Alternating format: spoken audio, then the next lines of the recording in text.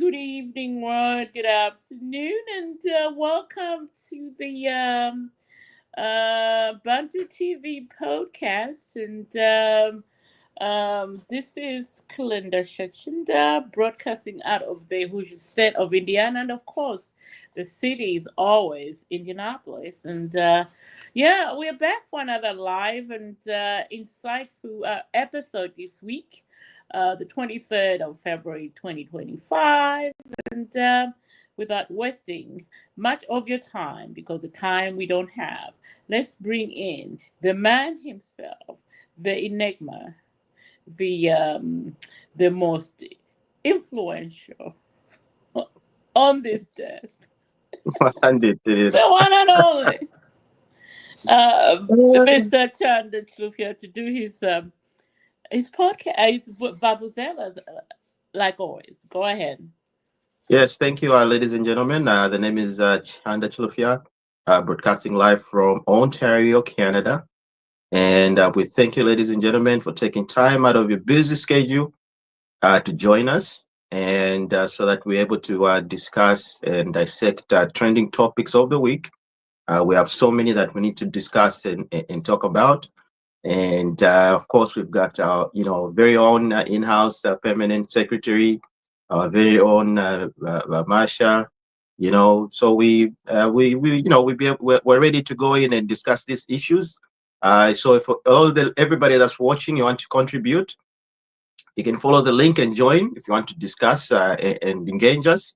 It doesn't matter which political association that you have or you are in. We're here to share ideas for Mother Zambia. And also, if you're shy, you can just simply put in your comments, and your comments will be highlighted, or your questions, they'll be highlighted, and we'll be able to tackle those questions. And of course, like and share the page, guys. So, ladies and gentlemen, without wasting much of your time, back to you, Bakalinda.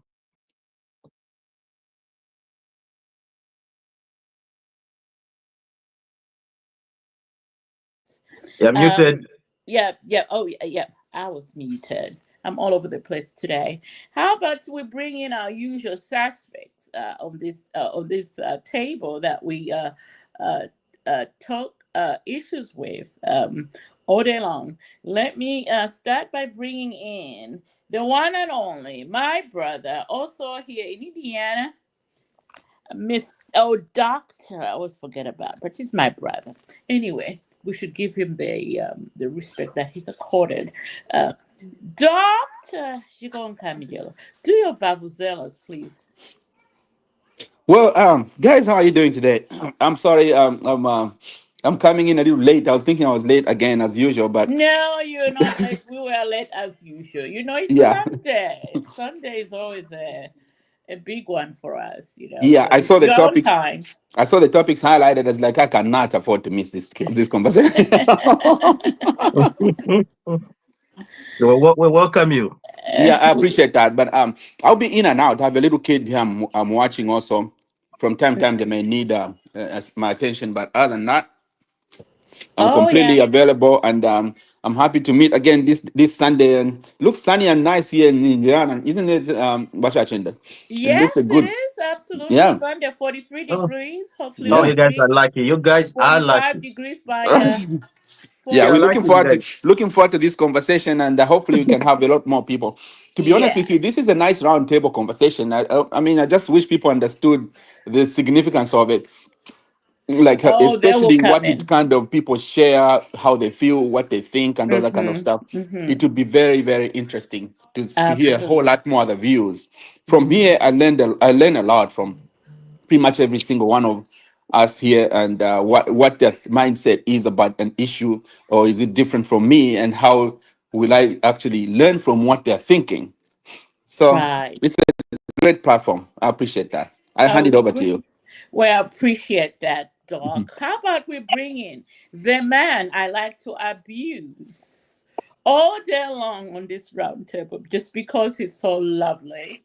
And we love, for me, I love his insights on so many issues that we bring on this table. The most amazing, the incomparable, our resident PS. Do your vavuzelas by PS. Bakazia, where are you? He's busy watching the game. Oh, who's leading? You know You know, what? huh? Only Liverpool is leading, and it's about to finish anyway. Damn it! It's Damn about to it! finish. It's about to finish in 2 minutes. Damn it! So that's it. We've handed them the championship. Anyway, it is what it is. Let's just accept the the result. Damn it, Liverpool! Oh my God! No, Anyway, there will be it is no. what it is. It is Yeah, what it it is what is. it is. There will be no rant at this table today. Hmm. What can be rant about anything else? I mean, soccer No, shouldn't there be the will be only no rant. rant from me on this table. Anyway, let's start. Let's start the show, and as people Mhm. come in, and hopefully Bakazia, don't be a party pooper. Just come and join. That's not an important game. Anyway, let's start with the show then. How about we start by the oh God, what happened this week? Mm. Uh, Bali, as he's fondly known by everybody, President Hakainde Hichilema this week announced some firings and some appointments in his government.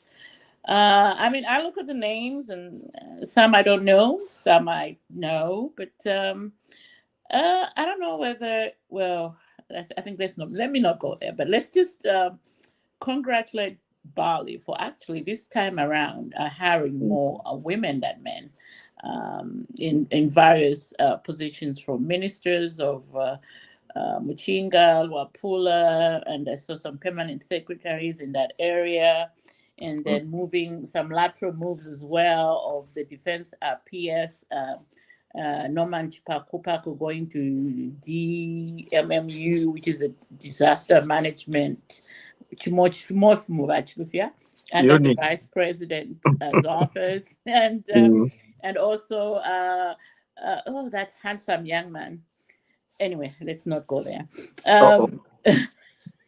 Poland. You mean Poland? Yes, exactly. Poland. Oh, by the Um, way, he's a salad too, eh? So, to know. so it's only natural. Yeah, it's only natural. Anyway, he's been moved to the Ministry of what ministry was that? Is that finance or labor? Anyway, and the many women that came on board. They, I guess the question that we have is that was that the right appointments to do at this time, or is it too late? You know, it's already too late. Why fire now? Or should he have had more people? Because some of them really, when you look at their CVs, I mean, I don't know who they are, and you know. Mm, mm, I mm. mean, what do they bring to the table? So yeah, let's get into it. Maybe before we do that, oh, there comes the resident PS. Yeah, what baller? Okay, It's a boy, game over. I have been hearing you. You don't say they Oh, will watch you from Riyadh, but I've been trying to talk, but for one reason or the other, you colleagues couldn't hear me. all right. Do your babuzelas before we jump into the topics. No, that's just okay. I think most people now know me. I shared a little bit of our conversation with a few colleagues. I hope they might join in to, listen to us, or just probably also join in to have Oh their yes, the more the way. merrier. Yeah. So just like Dr. Shimonka said, this is a good platform. Let's have a conversation. And I know that, like what Chanda was saying, that I'm the usual suspect. Yes, I'm the usual suspect. And I will definitely, today I'll be even a more usual suspect today because of the topics that we have. So be geared and be ready to hear a lot of things. Thank you. Oh. How Okay, it great. was? Yeah. So let me. Let us quit while we're ahead then. Exactly. So I mean, I think let's because I watched I rewatched these shows, and man, last week was just I don't know. I don't know how many people want to stay 2 hours, 3 hours. So I'm gonna be a little bit more strict with time. So I think I'm gonna go back to the idea of giving each one of you 2 minutes to speak your mind out, and then if there's any rebuffs should come through me. That way we can manage our time more effectively going forward. Shall we now start the show? And we're starting on the presidential appointments. Let me start with you, Bachelufia, and I don't know, how do you feel about those appointments? Where is it a little too late? And have you looked at their background? Are they ready to go as they come through the door? I mean, for me, I think my happiness is, or gratitude is, the question of more women being appointed to leadership role, because we need that. Well, I think it's never too late to make reshuffles, or to shake up the system. Bali is a leader, and it's more just like even in for example, a soccer a team.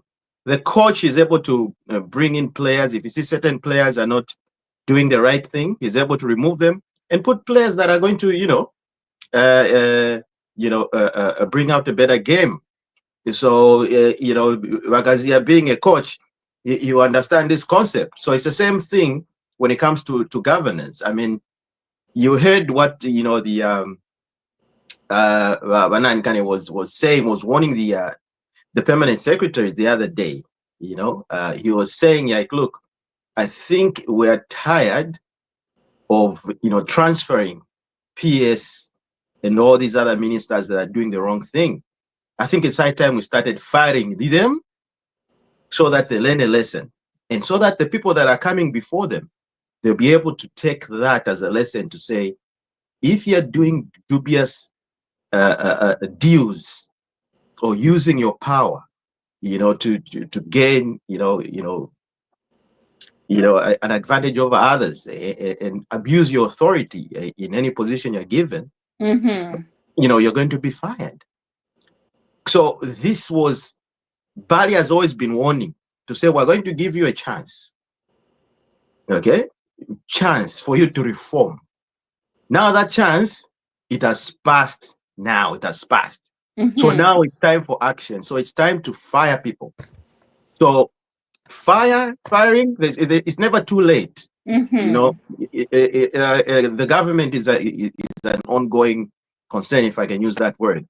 I mean, there's no too late or too early.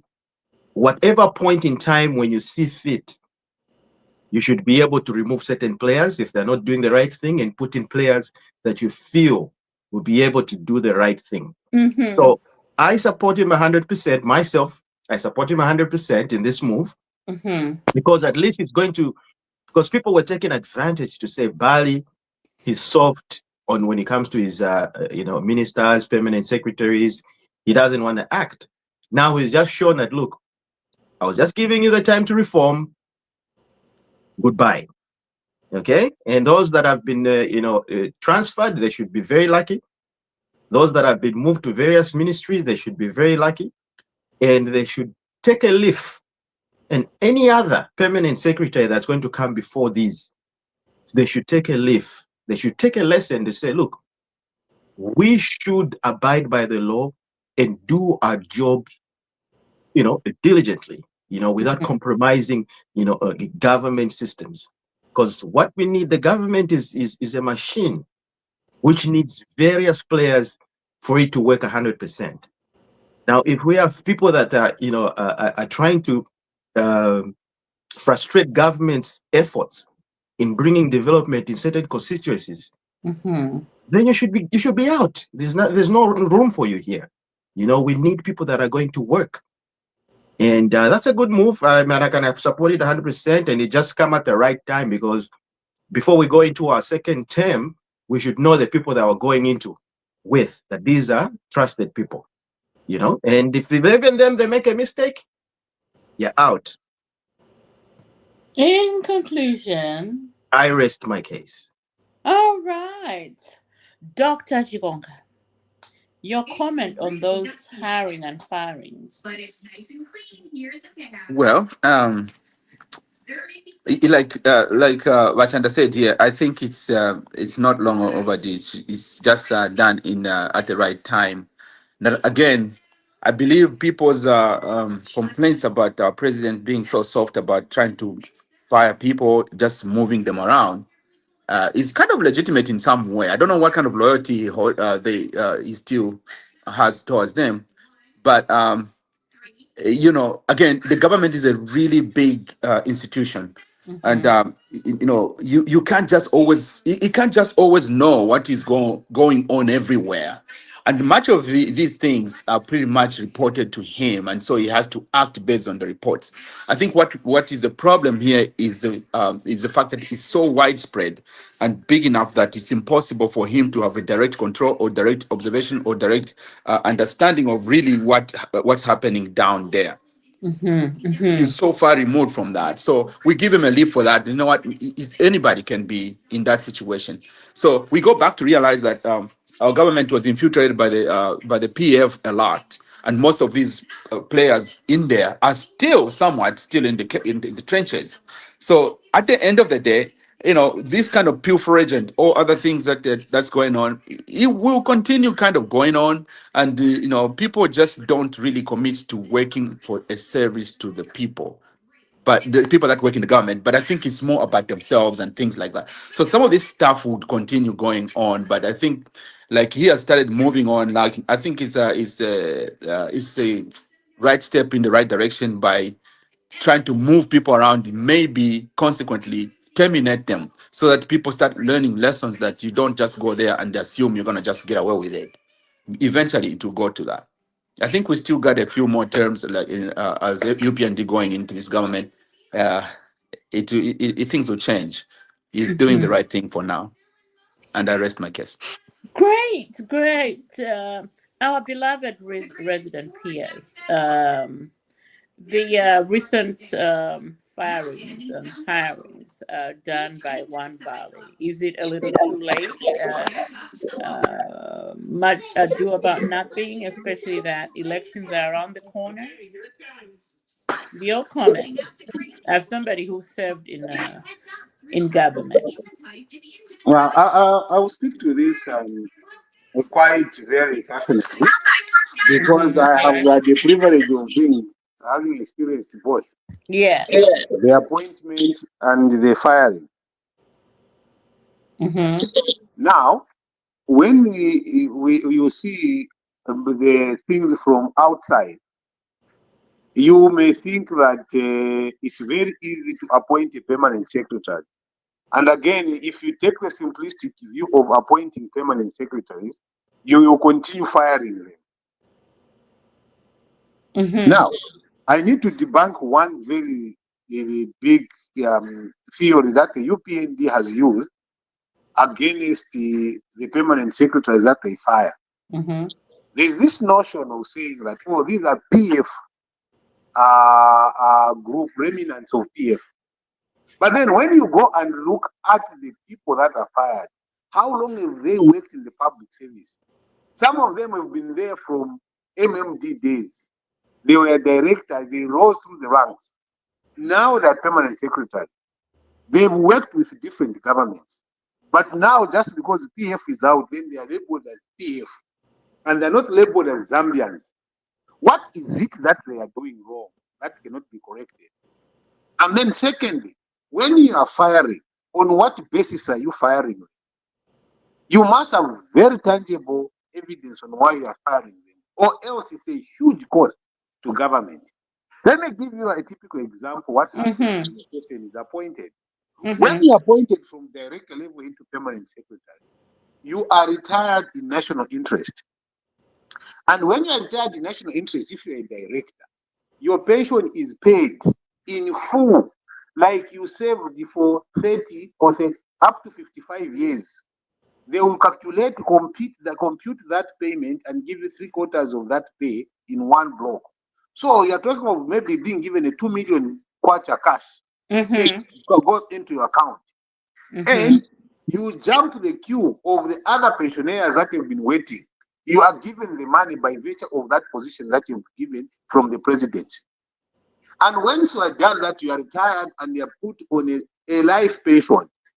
This money is paid by the taxpayers, who are the civil servants, who are the companies and everyone. The government money, you sit on that payroll. Mm-hmm. So you start getting the money. Now, that is another cost when these things are being done. So the simplistic way of appointing permanent secretaries should never be there. Some of the people that are appointed permanent secretaries in the New Dawn should never, ever be permanent secretaries. And I'm not shy to give you examples. I always give the example. Example. Shamo Kawana should have never kicked himself as a permanent secretary. He doesn't qualify. Pilato does not qualify. Chirese Kango does not qualify if you look at the entirety of the permanent secretary, because those have been given those from a political point of view. And I tell you also, the same thing with the ambassadors. The ambassadors get a lot of money in dollars. If he's appointed, you are repatriating him. It's a huge cost that you're giving him. That's why they get the taxpayers. They should never be anywhere near the political space. They can support politics covertly because that is what they do when we all save the government of the day. Saving the government of the day means the policies of that government that has come in. Those are the things that you save. But it also tells you to stop the government of the day from doing the wrong things. Now, if you stop the new government that is coming, learning the ropes from doing wrong things, then you are labeled as a PF. They don't even know that you were there, you're a director and MMD, there for your PF. It creates a sense of fear. And then when you have these civil servants, and I'll give another example because I hope he's listening. Elias Musha. He is a diplomat, but look at what he is doing. He is right in the political space, but he's being paid by government. We understand the level of appointment. So it makes those other diplomats that are not doing it to look like they're not in tune with what the government is doing. These are some of the elements that I see. If they are going to appoint them, I don't know the people that have been appointed. I don't know what level of experience they have in government and what level they have. If I dig deeper, maybe next week on the conversation, I should be able to speak to each one of them. What do they bring to the UPND in terms of understanding policy formulation, policy implementation, government statute? You have seen how procurement processes have been done. You remember, you are very right when the Secretary to Cabinet was saying, "Oh, I'm fed up of talking." Why is he fed up of talking? Because some of the people that have been brought in those to control the government, they have no clue about how government systems function. In conclusion, This is very passionate, Kalinda, because we are speaking about appointment to very, very senior positions. So I'm not yet aware of the credentials done. I'm aware of some of the people that have been fired, the ones that have been fired. And the reason why they've been fired, we don't know.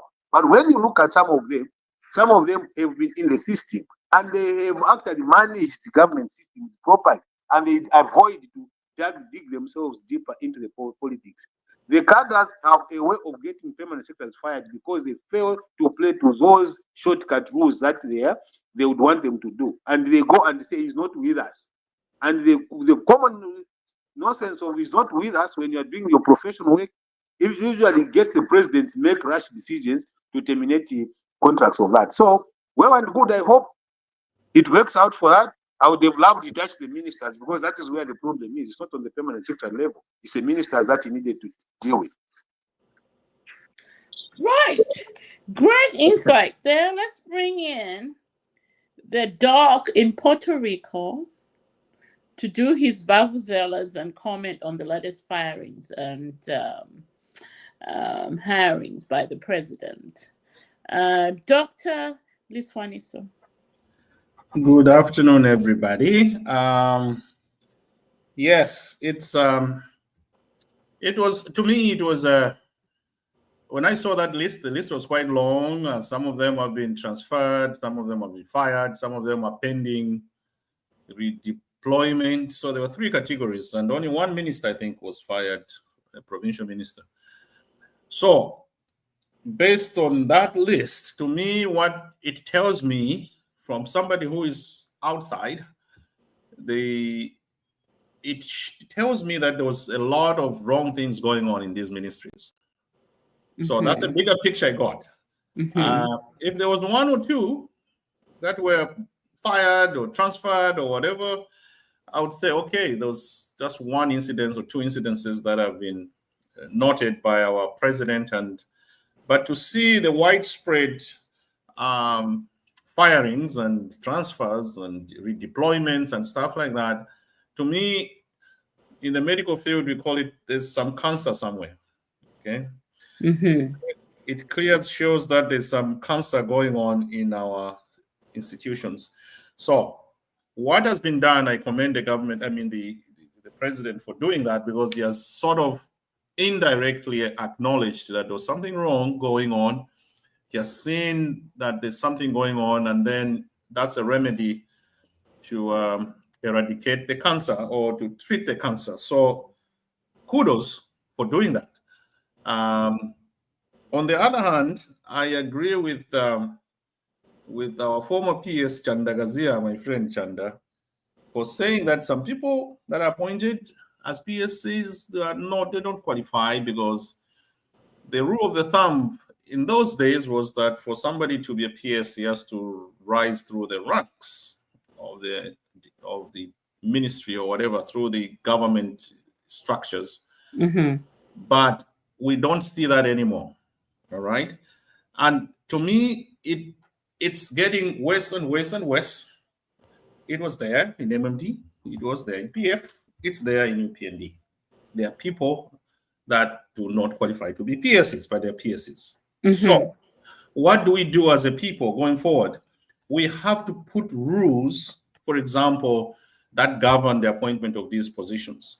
If we know that the PS has to rise from director, assistant director, and all that, you have to know the department, the ministry inside out. For him to be chief CEO in that ministry, you can't get someone from Shangombo and all of a sudden he becomes the PS in the Ministry of Defense. He has no idea how that ministry operates. So I think our lawmakers can easily come up with guidelines or laws that govern the appointments of PSs.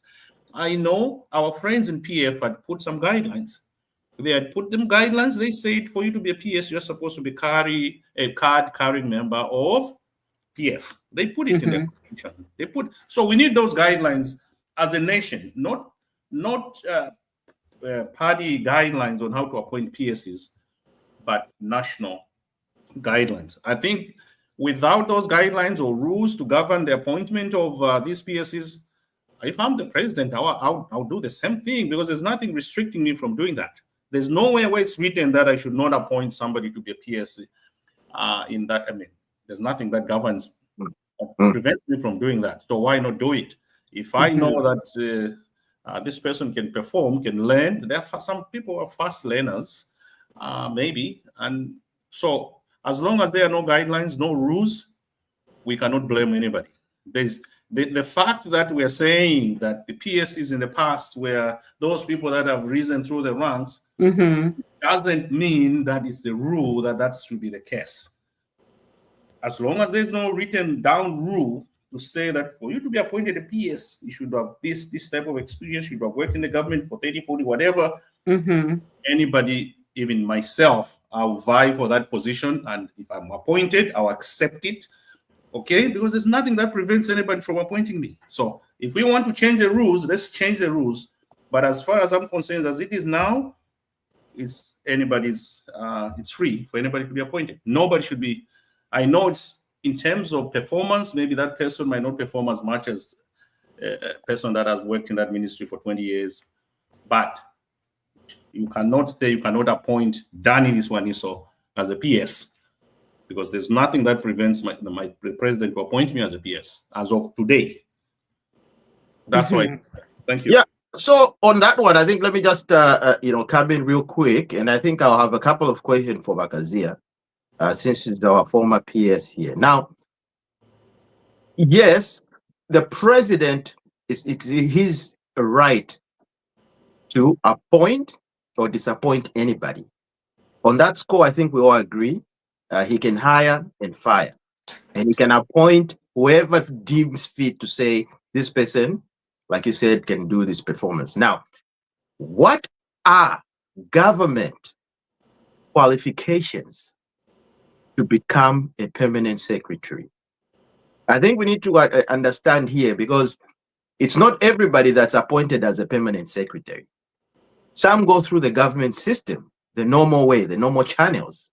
Okay, but the president will appoint certain individuals. So there, when you started saying about Machina to say this one doesn't qualify, this one doesn't qualify.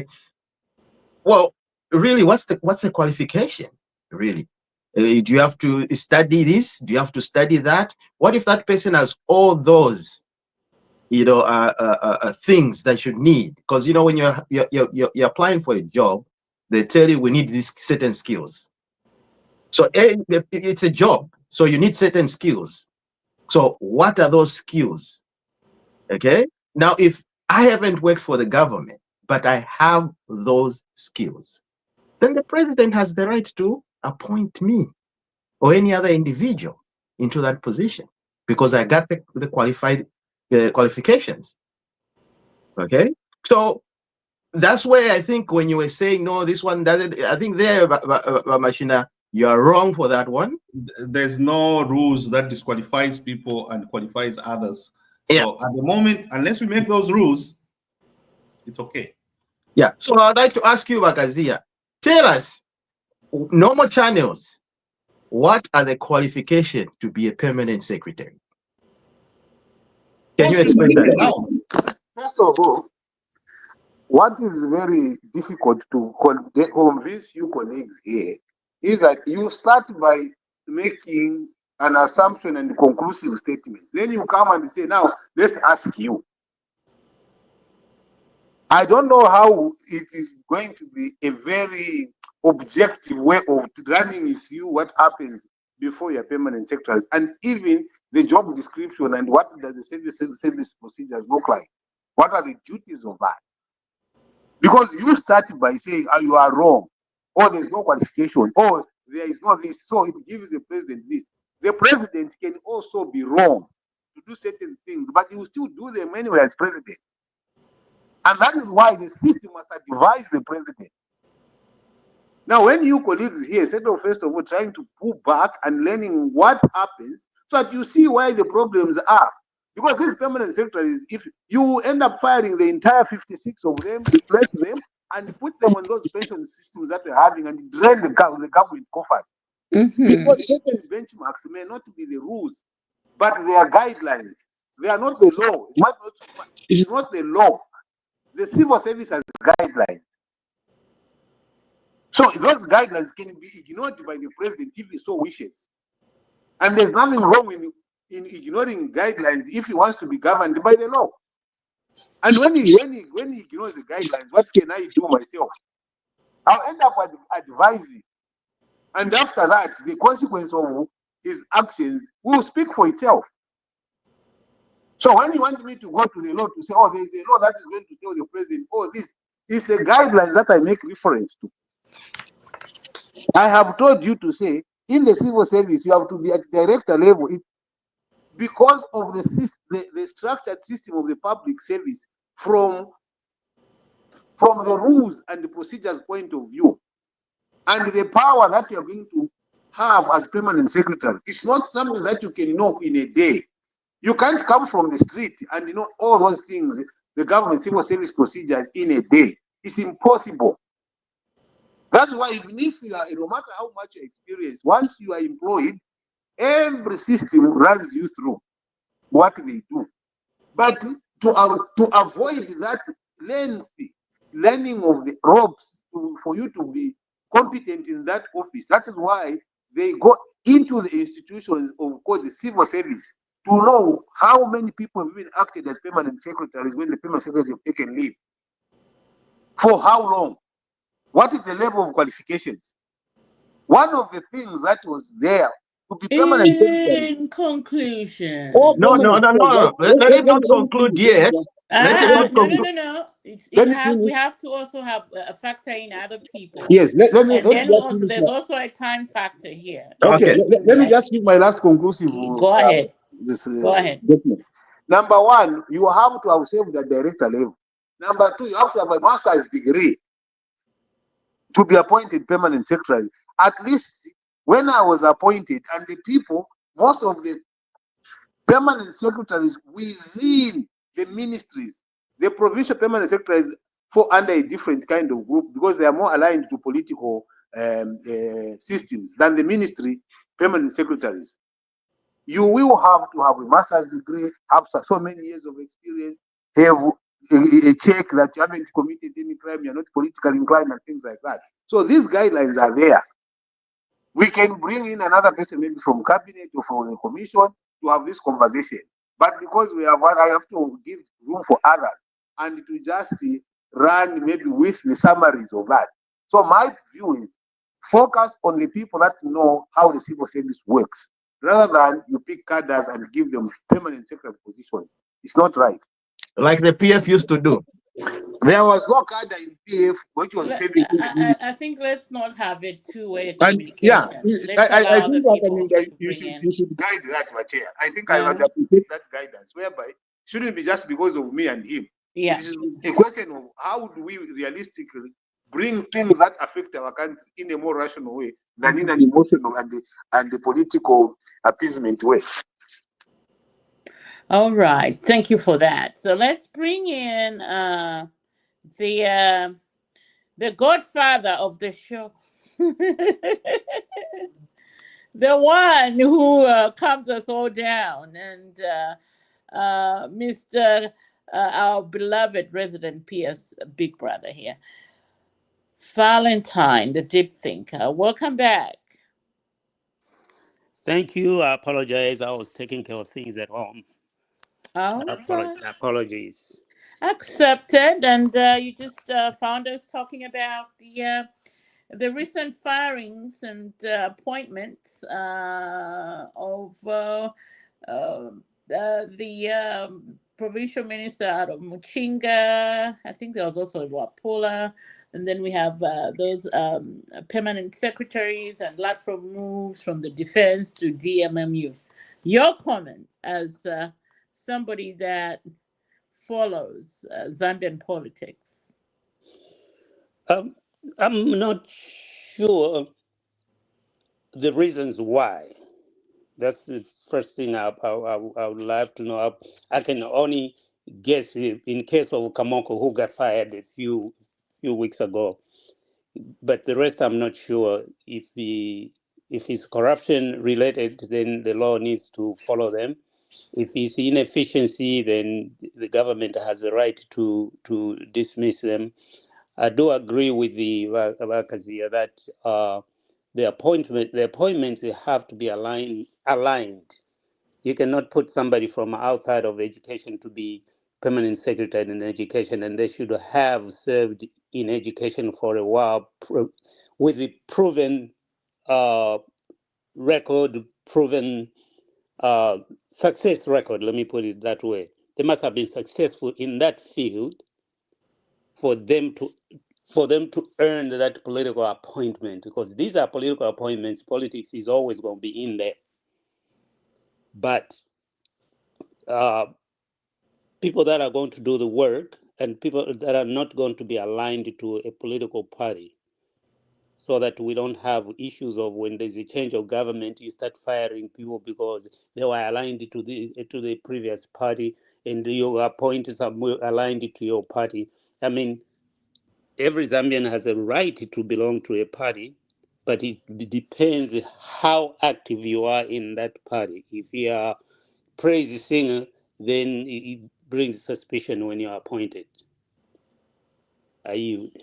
Oh, great! And so, just just to quote the civil service guidelines on that, it looks like it pretty much agrees with what Vakazi is saying. I'm just going to read out a few things that I found here. It says to become a permanent secretary, Zambia, an individual typically needs to have a master's degree in a relevant field like public administration, economics, policy studies, extra. And then, of course, if they don't, then extensive government experience, leadership skills, analytical skills, policy expertise, communication skills, ethics and integrity, and above all, somebody has to be neutral. Those are the guidelines from Cabinet Office, gentlemen. So we hope the people that have been hired have at least half of those. Otherwise, if they don't, I guess the country's doomed, because these guys are the policymakers and directors of whatever development that we want to achieve in Zambia. Yeah, so if they can't even communicate what they're trying to achieve, then why hire them? If they have no foresight, if they have no leadership, so all of those combines to what makes a good permanent secretary in Zambia. So I don't know. Does Kawana have a master's degree? Who has looked into his educational background? I know Kambachile, she went to school over here, so whether he has a master's degree, I don't know. For the Pilato guy, I don't know. I heard he was at UNZA.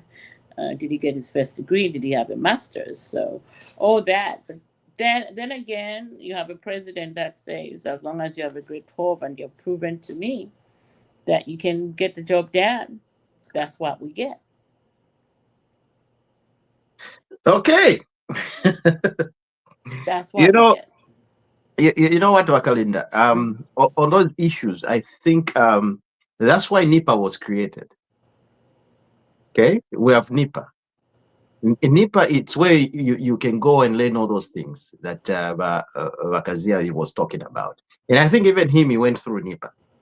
So in those days, because I used to live just across the street, it was a government's mandatory for you to go through NIPA. If you graduate from high school, they employed you as a government worker, because there are people who are going into government as government workers, grade 12s as government workers, but they had no any other education system. Most of them were taken to NIPA. You can go and learn accountancy, different government operating systems. You can all go and learn from NIPA. And then when you graduate, you go, they take you wherever, which ministry they'll place you in. And you rise through the ranks. Now, for instance, given an example, there are certain people you have a PhD. Okay? And maybe they'll just take you to NIPA just for fast track government. You go there, fast track, they take you there. They say, okay, all you need to know is this, how the government operates. Okay, you can be working, but you'll be going to NIPA, learning about all these government systems and how they work. Okay, because for example, Amusha has got a PhD. Okay, that's just an example. He's got a PhD. Oh, he has a PhD actually, but maybe, okay, because they're saying because certain he said the minimum you have to have a master's degree. Okay, that's the minimum. That's what the guidelines say, and we can't argue with that.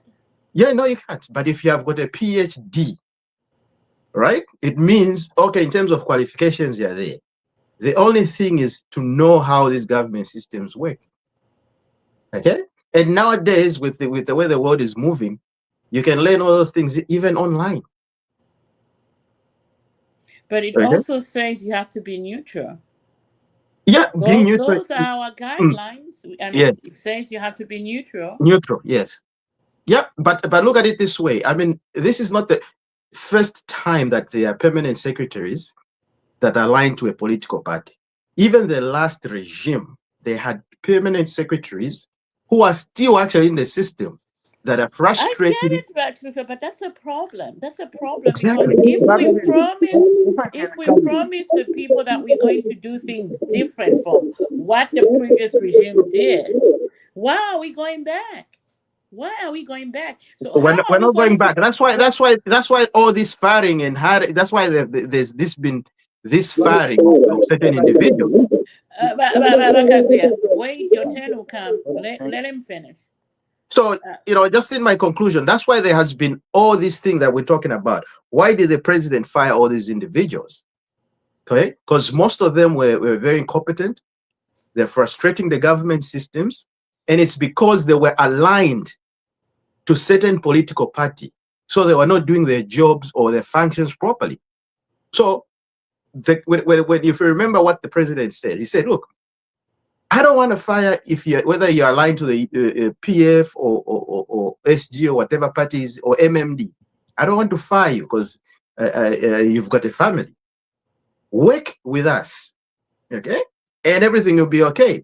But if you're going to frustrate our efforts, of which, if you look into all this government system, this is not a hidden secret. Everybody knows there are still certain individuals aligned to certain political parties that are frustrating the UPND's efforts. And that's why you see when there's CDF funds put in a certain constituencies, certain people don't want to work on it because they don't want to make the UPND government look like it's working. So if you don't want to do that, then give chance to other people who are going to do it. But in terms of appointments, so like there, what we call appointments and actual permanent secretaries that go through what Wagazia is talking about. You have to do this, you do this. They are there. There are many. There are many in the government system is huge. But appointments will always be there. And this is not the first and last time a president appoints a permanent secretary. Right. Valungu appointed permanent secretary. Mwana once appointed permanent secretaries. So it's the president's a thing. He can go and appoint whoever he feels like. I'll put this individual here. It's not a matter of I know you have to be in the government. So and anyway, in conclusion, my point is let's weed out all the bad elements, put in people that are right. In terms of qualifications, you've told us minimum, you have to have a master's degree. That's fine. And you have to know the systems which you cannot learn in one day. Fine. Sometimes there's what we call job on training. You can learn your job as you're working, especially if you have a lot of experience. Not that an individual, you just pick from a cadre from intercity and you put him there. From my mother's village in Yeah, it's not gonna learn in one day. Okay, but if you put in a professional that has a lot of experience in all these many other institutions. Well, who is listening to another show while we are on air? We are getting a feedback. So I rest my case. All right, Vakazia, you have 30 seconds, and then we move on to the next topic. They are not doing me justice here. I'm doing you justice today. People bring a loaded question and they don't get submission. Yeah, no, there's somebody who asked you a question. I know, but you have a rebuttal, so you have 1 minute. You see what is lost it. I have said, first of all, you cannot get experience through books. You have to go through it. That is why experience is very important to run government systems. If you are going to use your prerogative because I'm prerogative, therefore I can appoint it. Yes, you are going to appoint, and you should expect the result. What you should expect now what you are doing right now. So all those that have been fired, they are going to be paid all their monies. So you will create a drain on your country because you are applying yourself recklessly in terms of the decision that you are making. And this is one of the things that you must be able to stand on and say, President, when you are now appointing the next ones, do not go with this. This element of saying, oh, there are permanent secretaries that are there who are from the previous regime. There is no permanent secretary right now who is in government, who is from the Patriotic Front government. You fired all of us, 56 of us, them. It didn't matter what you did, wrong or right. It was just a question of, oh, because you're appointed by ECA, so because Lungu appointed you, therefore you're out. And it was not the president. It is the people surrounding the presidency. The ones that love to eat, where they're confusing the president. And now you go and appoint people that have no knowledge about how systems work.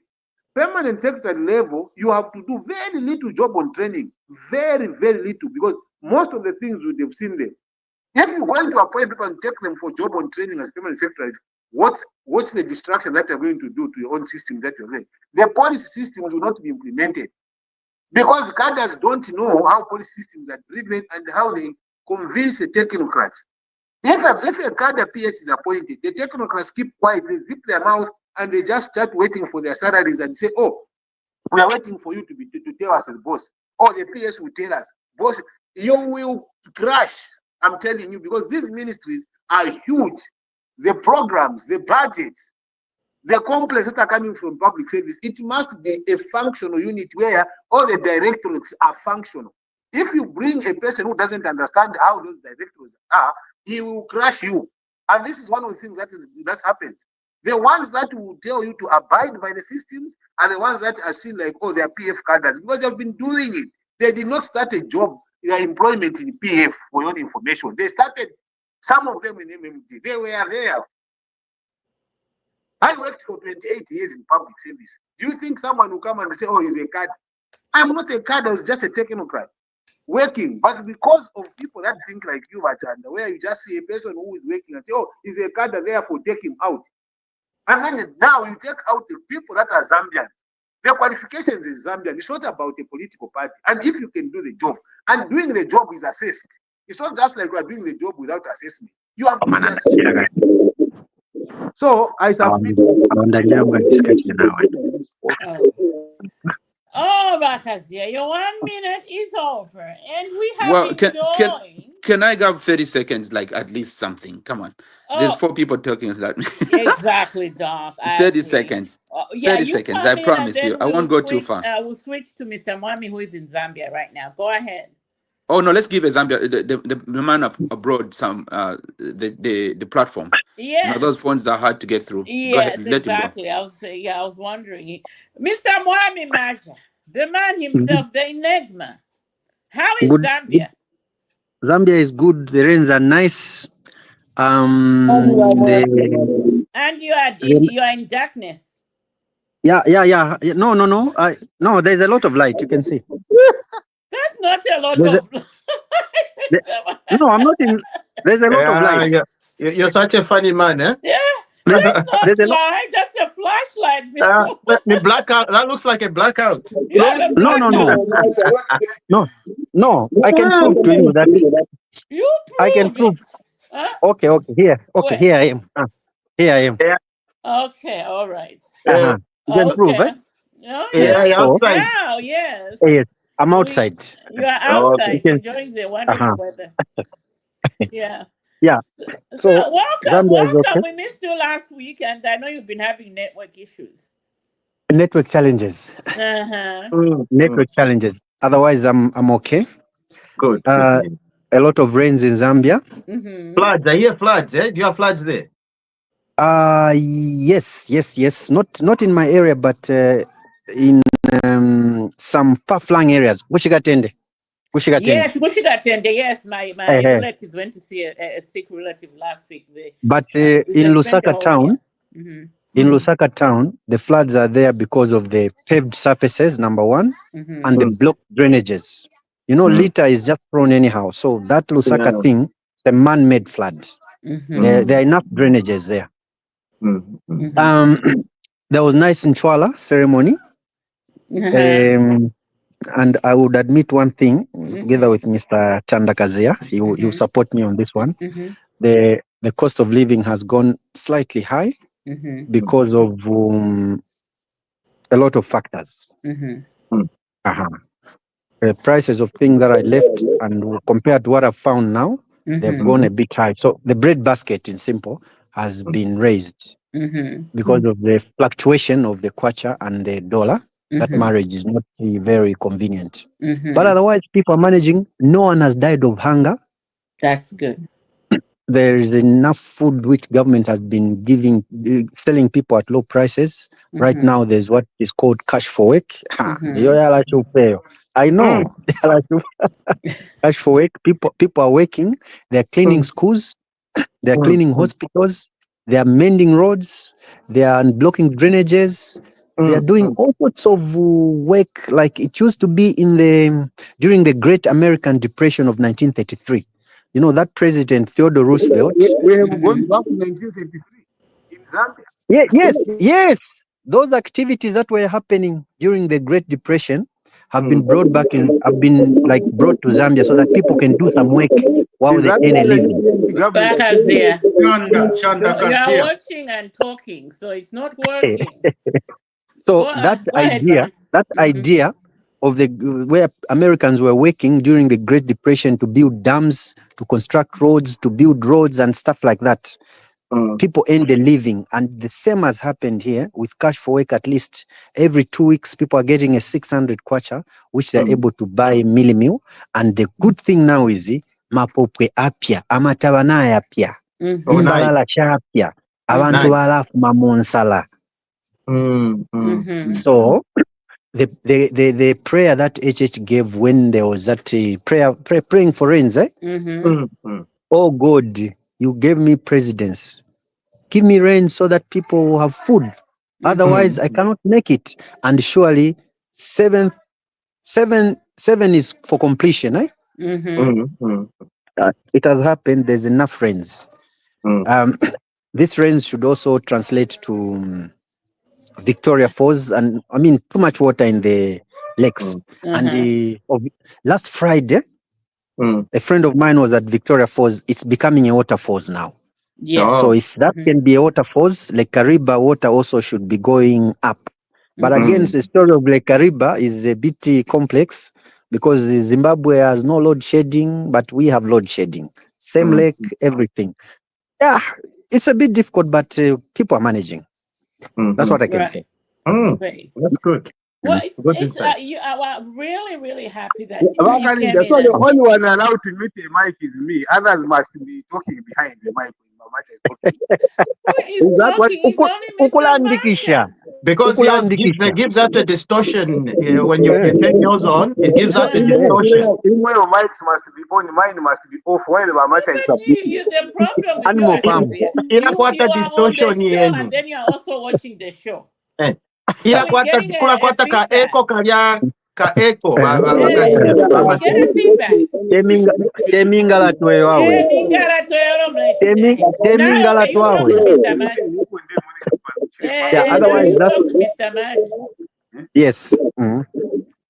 That's what I can say now.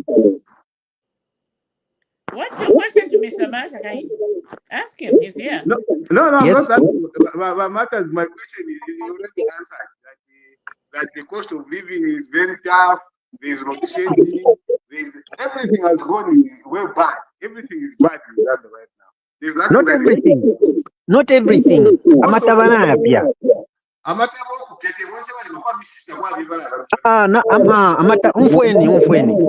umfweni. Let me explain this. Amatabanga yapya kumushi. Yala ya kusoweto.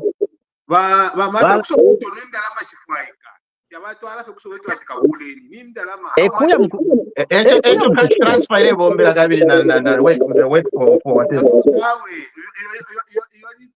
Precarious labor conditions. So we don't need concentration camps in Zambia to start making the Zambian people like that. No. Concentration camps. Where did that come from? No, there are no concentration. No, there are no concentration camps. Let me tell you what I mean. And Okay. Those jobs are required to be permanently there for people with social security systems that are working. Not if Okay. there's nothing that they're going to show up for. That is not decent work. That is a very indecent work because it doesn't guarantee an income, it doesn't guarantee the social security system, and the time doesn't even guarantee the occupational safety and health standards. So those are precarious working conditions that our Zambian people must not be exposed to. If you have enough food for work, me, I don't like them. Because that is how people are exploited. Ngabale Boba for 2 months. Imagine someone works food for work for 6 months. What will happen in Garikent? Nothing happens. It goes back now to start afresh. There's nothing like the social security system that is going to cover those people. We need those jobs to be transformed and be given to people on either a contract basis where they get a graduate at the end of it or permanent and pensionable where they're going to contribute in the social security system. This kind of food for work, not for me. Me, it doesn't fly. Yeah, but Anyway. but you know the people that are working are not complaining. It's us who are seeing it from the other angle. Your point is valid. Lekeni nande guys. Lekeni nande. Your point is valid. No, but Your point is valid. I refuse to have people to complain when we see a problem as policymakers. The policymakers must be able to see these things. You can't make a hungry person to come. But there's nothing he can do. It is us that are planning that must be able to plan properly. Not the way these things are being planned. Must send the 2 million, 3 million. But let him answer, Kabidi. You're repeating yourself. Let him answer, Kazia. Allow him. Let him answer. Now for Bache. At is better than what Yamacha. It's better than Tantamen. Tantamen yapi. Kanga Tantamen muje. Tantamen mpole. Gamrefa is to compare Tantamen if you reach. The Tantamen ya wama because the party already part might not what it. Now kupela fekali, that is what social cash transfer is as well. The Tantamen. When you expand social cash transfer, you just expand the Tantamen. So even more, added more money to Tantamen. Social cash transfer for the people that is a Tantamen thing. You understand? We must be able to create systems that run away from both, systems that border on productivity, and then we now cover the people. Even though Tantamen, if you panga sense for matter. Let's move on. Let's move on. Let's move on. I would have answered to Bakazia, but let's move on. Yeah, let's give Dr. Chikonka. He had something to say before we interrupted him with Okay. Zambian. Well, here's the thing. I totally understand that this is a very fired up situation where Kazia's got a lot of points about how the government should actually be expected to run efficiently. There's no doubt about that. But I think our government has been infiltrated for a long time by inefficiency due to some of these appointments that are done not in good faith, but by virtue of loyalty. If you look back and if you just digress back all the way, like starting from MMD. Correct. You're very correct. Yeah. So starting from MMD going up, all these or most of the people that were given those portfolios to lead these bigger institutions, because a permanent secretary of a ministry is a huge job. It's a big job. There's so many branches in there, and they lead that role. The minister is just somebody who can be changed anytime. But if we had a system that was working, in my opinion, that was like efficient, could have been like to have those people, like Wakazia said, people that are promoted within the system of the government. Dr. Isoniso just said that these people used to go to NIPA for studying and stuff like that. It is true, they did that.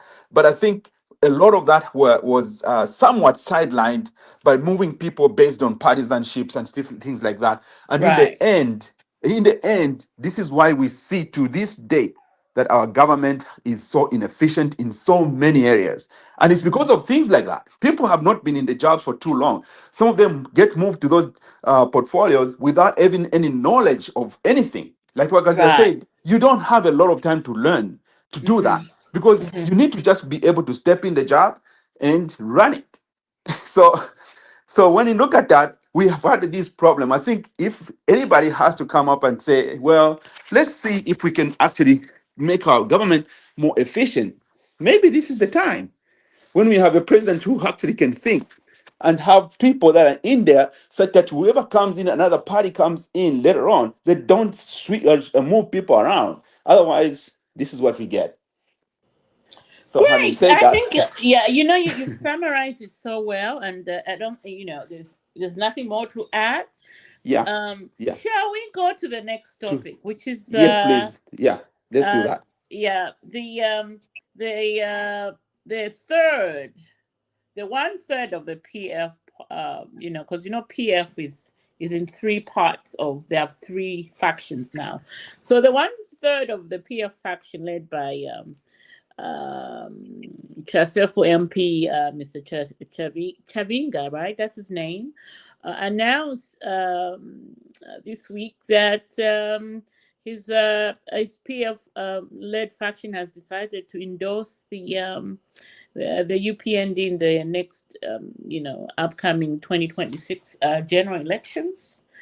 I guess the question here is, and I want to pose this to I'll start with the deep thinker, and then I will go to Dr. Giswaniso, and then I will go to the man in Zambia so he can give us that fresh take, and then of course Dr.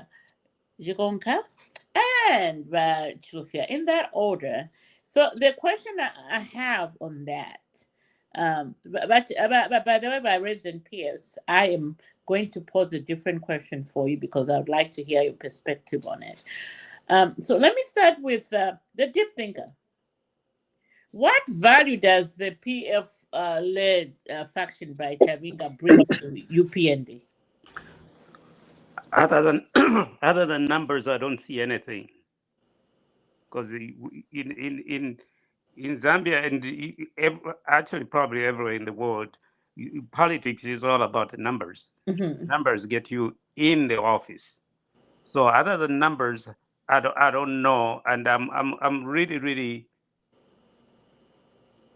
consciously looking at this situation because the last thing that we want in UPND Mm-hmm.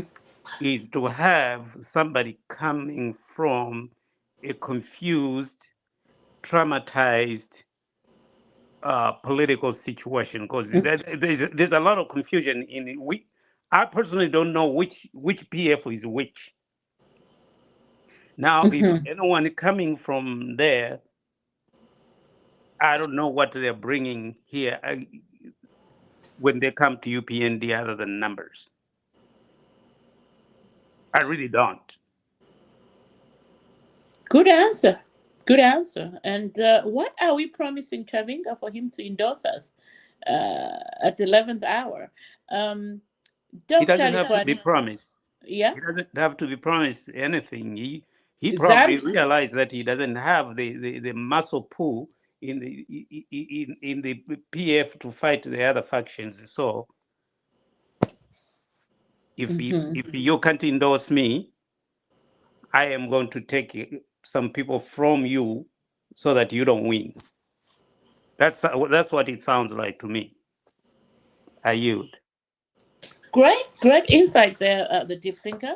Dr. Liswani, same question. What does Chavinga bring to the UPND apart from confusion, in my opinion? Yes, I agree with you. Chavinga is coming to try and eat the cake with us. He has nothing to offer. To me, we should be very careful who we invite in our house. Mm-hmm, Because exactly. some of these people would just come with their burden of confusion and then come and he's definitely not a leader. I can see that he's not a leader. He's just somebody that's bringing in confusion in the party. To me, we should give conditions to some of these people that want to join us.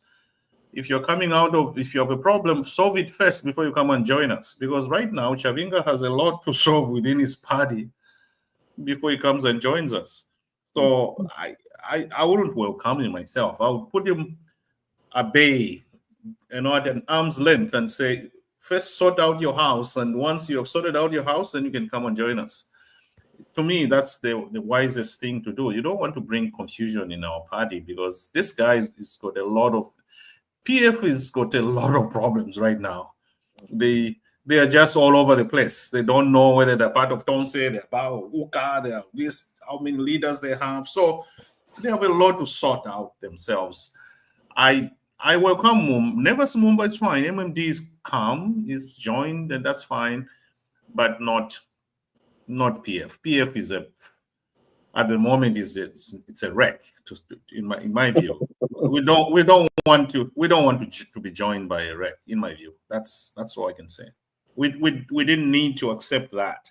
We should have told him, solve your problems first and then come and join us later.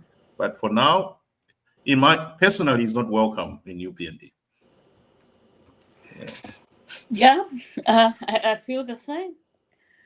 Mr. Masha, the man on the ground, like you, as Zambians always want, when we're in Lusaka, we say, what's on the ground with this PF, endorsement?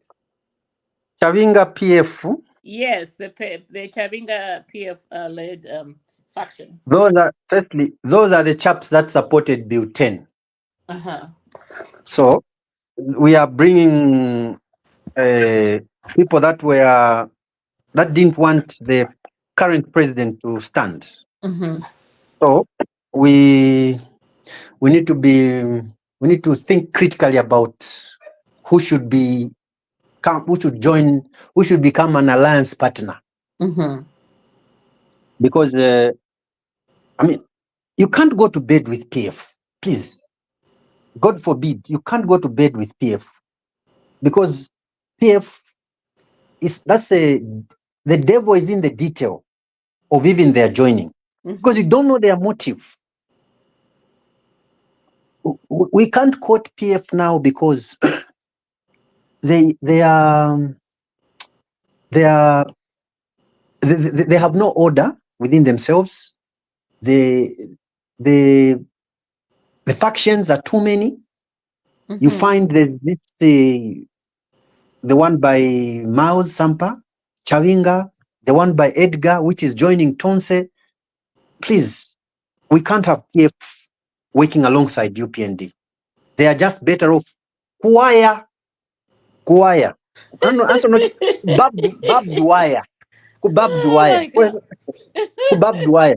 Ile la salasa ile Bab Dwyer ile la salasa not ya kinda ya kuchinga basaminako yabala saula. That's where they belong. Because PF in its totality, you look, PF is a party that is in league with this Zimbabwe party. What is ZANU PF? ZANU PF, Yeah. yes. Yeah. They call each other brothers. Look at what ZANU PF is doing in Zimbabwe. No. We don't need PF anywhere near UPND. They can Kutiba to lower. I yield. Madam Chair, for clarity. Yes. Just for clarity. Mm-hmm. Are we talking about the Chavinga PF joining UPND, or are we talking about the Chavinga PF voting alongside UPND? What are we talking about?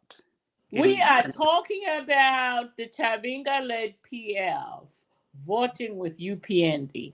Okay, in I just wanted 2026. clarity on that one. That's the endorsement. They said they Alliance. endorsed. He said they were forming an alliance with the UPND. He was Yeah. at the Kuala ceremony. He went on the Yeah. podium and he Yeah. said, "We are forming an alliance with the UPND, and we're endorsing HH for 2026." That's what he said. Thank you. Anyway, let's now bring in the man with the voice, our resident PS. I have a different question for you before we bring in my bro here, the dog, and Chilufia. When you hear your man Chavinga making that pronouncement at the Twilight ceremony, can you tell me what came through your mind, and where do you see your party going from here? First of all, I will answer both questions because I have something to say on the earlier question. Now, I will sound the same way like Wamata is sounding. That you see, this shows how UPND treats other people. This actually shows the comments that have been stated here on this forum is a wake-up call for anyone wanting to go into an alliance with UPND. If Chavinga is listening and he's heard what you've said, he better think twice of what he's doing. Because he is being told, if you go with UPND in an alliance or UPND, this is how you view yourselves. The same comment that Mamacha said, the same comment that Dr. Daniel said, except the deep thinker. The deep thinker is the only one who said, I don't see any value other than having the numbers. But when you hear now the sentiments that are coming from the two colleagues about people that have said they want to join UPND, and this is a warning that everyone has given them. In UPND, you cannot be accepted. Nevas Mumba is being accepted, but he has nothing to offer for the UPND as well. You check his track record, it will speak to the same level like Chavinga. He was given a vice president position by Mwanawasa, fired. He was a high commissioner here in Canada. What happened? He went back. He's been just, he crashed. He actually brought MMD to its needs. Now he's in bed. There are two people that are coming from MMD. There's Felix Mutati, who was another president until he formed his party and never smoked. They brought down MMD.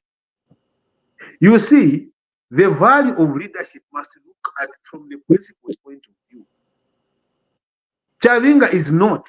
Me, I even wonder why you say, oh, when you see your man. No, it's not. Because everything is done, defies logic, defies sanity. PF as it is still very, very intact. And there is one president for PF. It is Edgar Lungu, who is actually still coordinating the functions of PF. The entire PF structure is centered around President ECO until another person comes in. The UPND's pray is that, oh, there should be another system that should be created. The involvement of UPND in PF is a problem. You saw Chavinga is saying, I've endorsed President HH for 2026. When they met with Mao Sampa, what did he say? I am now pleading loyalty with my president Mao Sampa, who is standing here. And what did Mao Sampa say? The confusion that has been generated by government state-sponsored convention within PF is what has caused this. It will never amount to anything. Because like Madame has said, where does the UPND come in on this one? I'm going to tell you how it comes in. Government comes in. It may not be the UPND as a party. You cannot have a midnight convention with the police and then in the night all the things are changed. You can't do that. When were the reports prepared? These things are there. People have been talking about them, but because no one is going to listen to dissect them to the details of it. Whether we see the problem is that everyone knows why Chavinga and Lubushe and others want to cling to the UPND. Everyone tells you the same things you've actually said. It is for their own individual survival and not anything to do with the Zambian people. Bakasia, the question was simple. Then The question is, where does PF go from here? PF, you see, the Patriotic Front is still the same, the way it was. It is not going anywhere. You have three presidents. You have three presidents. The two presidents that you talk about are recognized by yourselves. You understand? You are the ones who said 3 presidents. If you ask a genuine PF member or anyone, they will tell you about one. But because you force, even here I tell you to say in PF, me I know one president. I don't know the others. But then you say, no, but there are 3. You can, and this is what state crafting is. This is what the state is. It is involved in this. In conclusion, in conclusion, UPND is inviting Chavinga at his own peril. If Chavinga comes to PF, to UPND, there is nothing he's bringing. If he goes to the elections, he will lose the election. The 3 people, everybody, the entire group of people that were endorsing HH in Eastern Province endorsed the UPND candidate in Petauke. And he ended up losing, including Never Small. So these are some of the lessons that you guys must learn as UPND. The democratic dispensation is there. If PF is destroyed, you will see it. You will see it from even the parliament itself. In parliament, anyone who is alive, who is the leader of opposition, how was he chosen? There are a lot of questions around this. And this is people have been telling UPND, stop this way of running things. Is this what you want UPND to be if you're in opposition? For instance, should just who is this guy who was fired become and say, no, I am now the president of UPND, without the structures that they've created? And the government should organize a midnight convention for UPND and choose a leader and say, oh, now we recognize this guy. In conclusion, times 2. Bakalinda. Feel like anything what Chavinga. If I can't But if I work, we cannot betray you. That's it. For catching on. Oh man. Ah, man. Thank you. The president, why you Thank you. I have a question for Vakazia. Yeah. No, don't ask Mr. Kazia. You Yeah. No, that, Hold your questions. oh, okay. Yeah, I want to quickly call to Dr. Jigonka and then Lucia, because we have a special guest who I called upon to talk about the gemstone, the scrapping of import tax on gemstone by government. This, Oh, that's good. Deep think I see it, but let's bring in Mr. Passmore to quickly go talk to us about that, and then we can do what we do best. I know Deep Thinker understands, because Mr. Our consultant is joining in from South Africa, and it's getting late there, so let's grab him. Let's spend some time with him, so we can get the gemstone, story out of the way. But before he comes in, let me quickly bring in Dr. Jigonka. Your comment on Chavinga endorsing, HH and UPND in 2026. I mean, it's the same question. What value does it bring? Who is HH, Mr. Chavinga? Okay, well, Wakalinda, is that my platform now? Yes, yeah, it's yours. Alrighty. Well, listen, I listen with a lot of interest with some of the things that goes on politically in Zambia, especially these parties. First of all, I was even surprised that Chavinga still is a president of UPF. But the last time I heard that the president of PF was Mao Sampa, and then I'm like, when did Mao Sampa give up that presidency? Did they go to convention? What happened? I don't know. Here's the thing. I take it very different from most people's views. Yes, it's one thing to welcome people. All these small parties coming in and all that kind of stuff. And I just hate the idea that it's kind of taking us to one party state. That I don't want. I want these people to really be strong. I want them to stand there and push us and do the checks and balances. We need opposition. We cannot afford to just diffuse all these little parties into UPND. At the end of it, it's going to be just one big, gigantic party with one president. And then we go back to the same old place we were before. I think as a country, we should, all these people like Chavingas, they have a great platform actually right now to say, well, why don't we unite ourselves with these old Tonse alliances and other little parties and stuff and become something more formidable? They can find someone there who can lead them. I mean, even if they're not winning elections, but we need them in parliament. Trust me, that's the only way democracy could work. As it is right now, Chavinga is a job seeker. All he wants is to just be part of the. Somebody said eating the cake with the UPND. Like, what kind of integrity is that? Like, come on.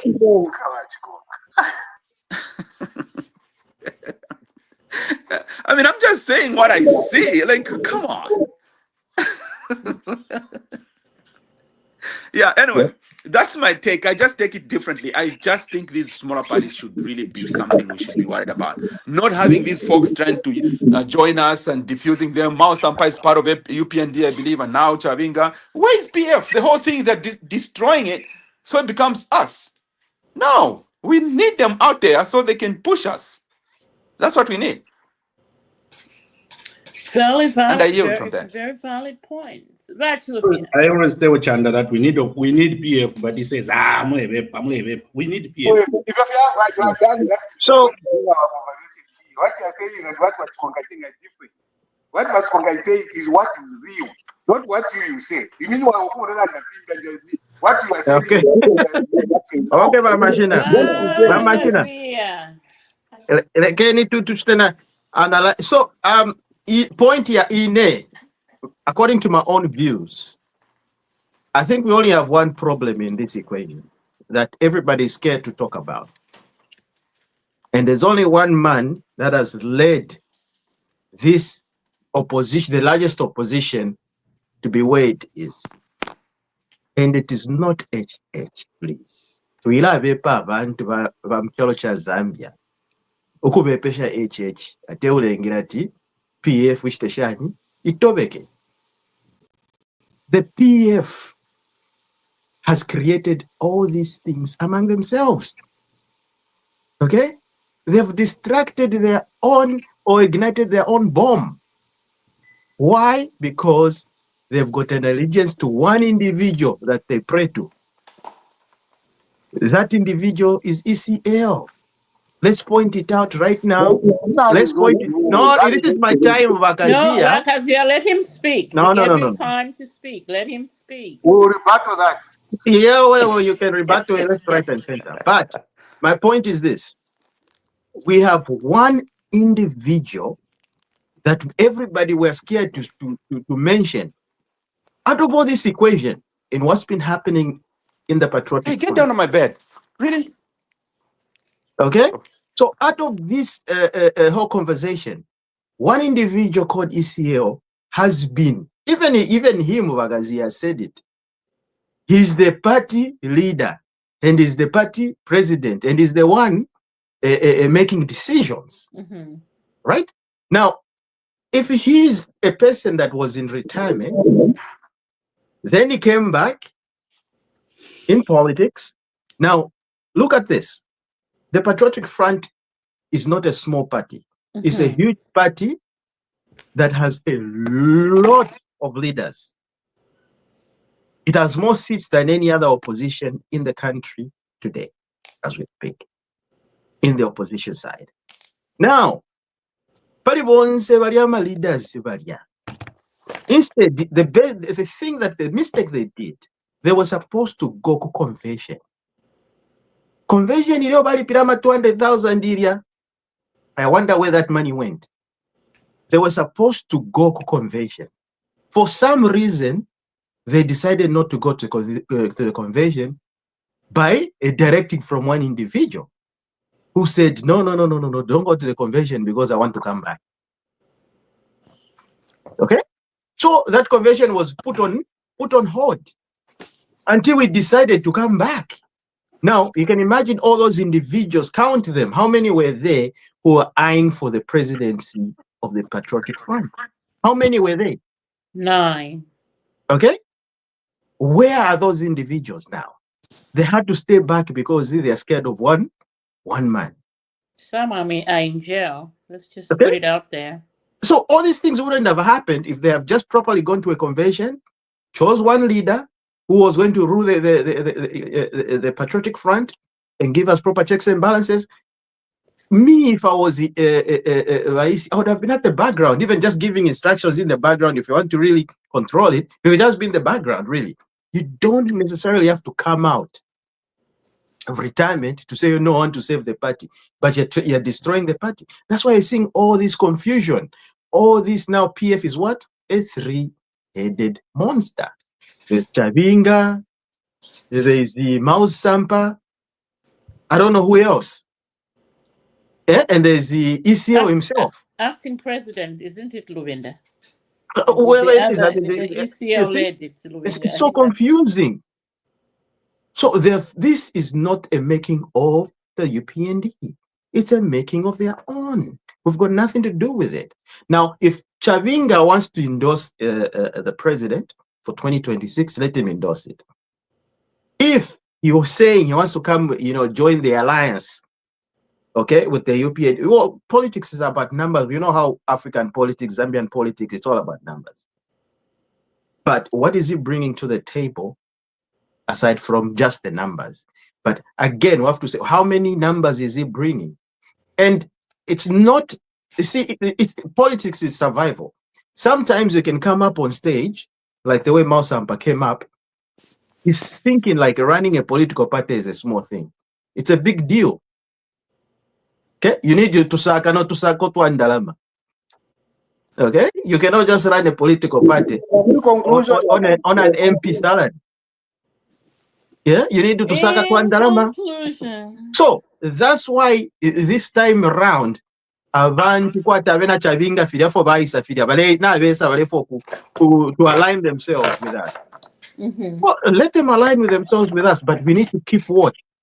We need to keep that third eye open to say, Amuyu muntu guys, is he coming with what intentions is he coming in with? Yeah. So, like you are saying about Mashinati, yes, we can never trust the PF just because of the name PF. But if somebody wants to join us, we Now cannot you stop think you him. can be trusted. We cannot So No. in conclusion. Oh, no, let me answer him. This thing, No, because No, no, no, no, no, no, please. no. No, no, no, no, because you nope, see, nope, nope, this nope. kind of talk is a talk that is so Ah, wait, Wakasia. no, There I need is to no answer him. rebuttal. No, I need to rebut He because you was see, he's rebutting given to so much whatever you said no, earlier. Wakalinda. What is not right No, is that, no, you see, no, no, he gives no. out No, very no. divisive You will and come back. You will demagogically come formed back. position, We'll and come then you back say to you it. should rebut. This topic can talk. Let's allow our consultant, Lakazia. Let's Yeah, but allow our this one consultant. I will start to talk about it because there's no way we Yeah, are going to allow somebody we will to come use back to certain words that it is not there. after we are done with our consultant because we are. Okay, I rest my case. We've already wasted time for the consultant here. Yes, You're let's going to manufacture things Thank that you. don't exist. no, We need to. Bakazia, but you're the deep thinker had something to say. I told him he needs to wait. So you also need to Okay. wait in the name of fairness so we can deal with the consultant. All right. Oh my goodness, you people already are leading me to drink. I need a drink. In primary school, we used to call Chandagazia noise maker. Don't do Bakazia like Don't do that. that. Don't do And that. Don't in do that. primary school, we used to call people like Danny bullies. Oh my goodness. Let's You are let's not go protected, there. Bakazia. No. Yeah, you're protected. Well, let's Noisemaker welcome. times 3 times 3. Yes. Bullies Let's welcome, gentlemen. Let's welcome our minds consultant all the way from South Africa. He has blessed us once again. I asked him last minute yesterday because I needed somebody with more information because I tried to get all the information that I needed to look smart in front of the world, but I couldn't. So anyway, we're just gonna go ahead and scrap through it. Welcome, our consultant, Mr. Passmo. Welcome, my Lugwalo Good evening. connection. Good evening. Good evening. Good evening. Yeah. How are you this evening? No, I'm good. I'm good. No, it's interesting to hear the politics part of it. But yeah, like Wachanda would know, I'm not a politician, so Mm-hmm. I wouldn't I wouldn't know exactly what they're babbling about. But coming to the mineral, Yes, the government announcing the wealth export tax on right? gemstone. Yes. I think there are two issues Mm-hmm. able to address. Mm-hmm.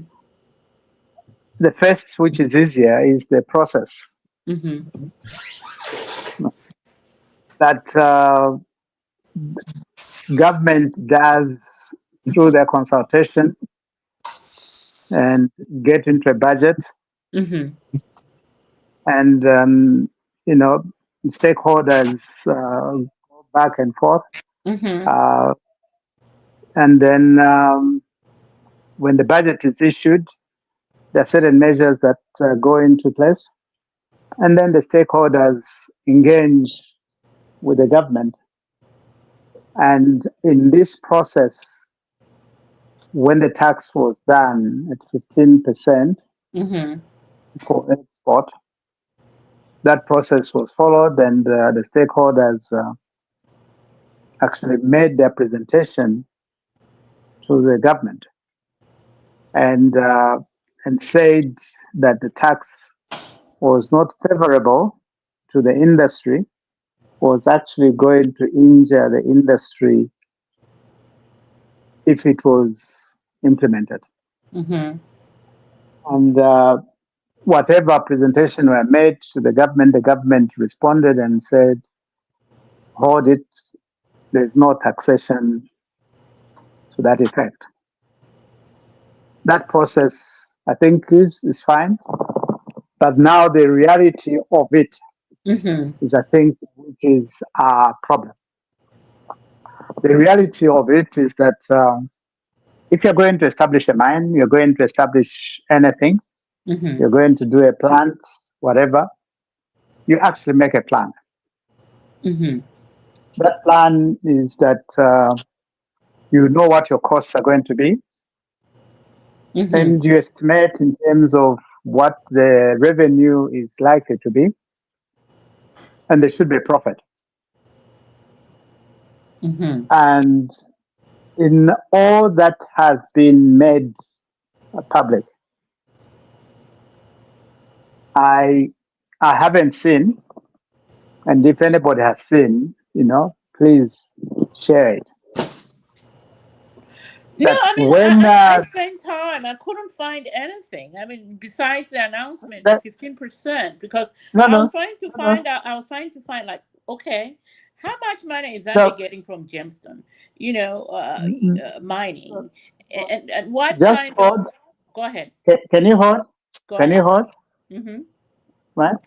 That the difficulty that we having, right, Mm-hmm. is that we like storytelling Mm-hmm. as a people, right? Here, what we're asking for is actually to be able to see how our resource is being managed. Right. What are the benefits to the investor and to the Zambian people, Mm-hmm. in addition to the corporate tax that they're paying? Mm-hmm. Wind back in terms of time, okay? What we do with traditional copper. When the copper price went to $4,000 a ton, Mm-hmm. there was uh, an action that came from Manawasa Mm-hmm. that there was a windfall, right?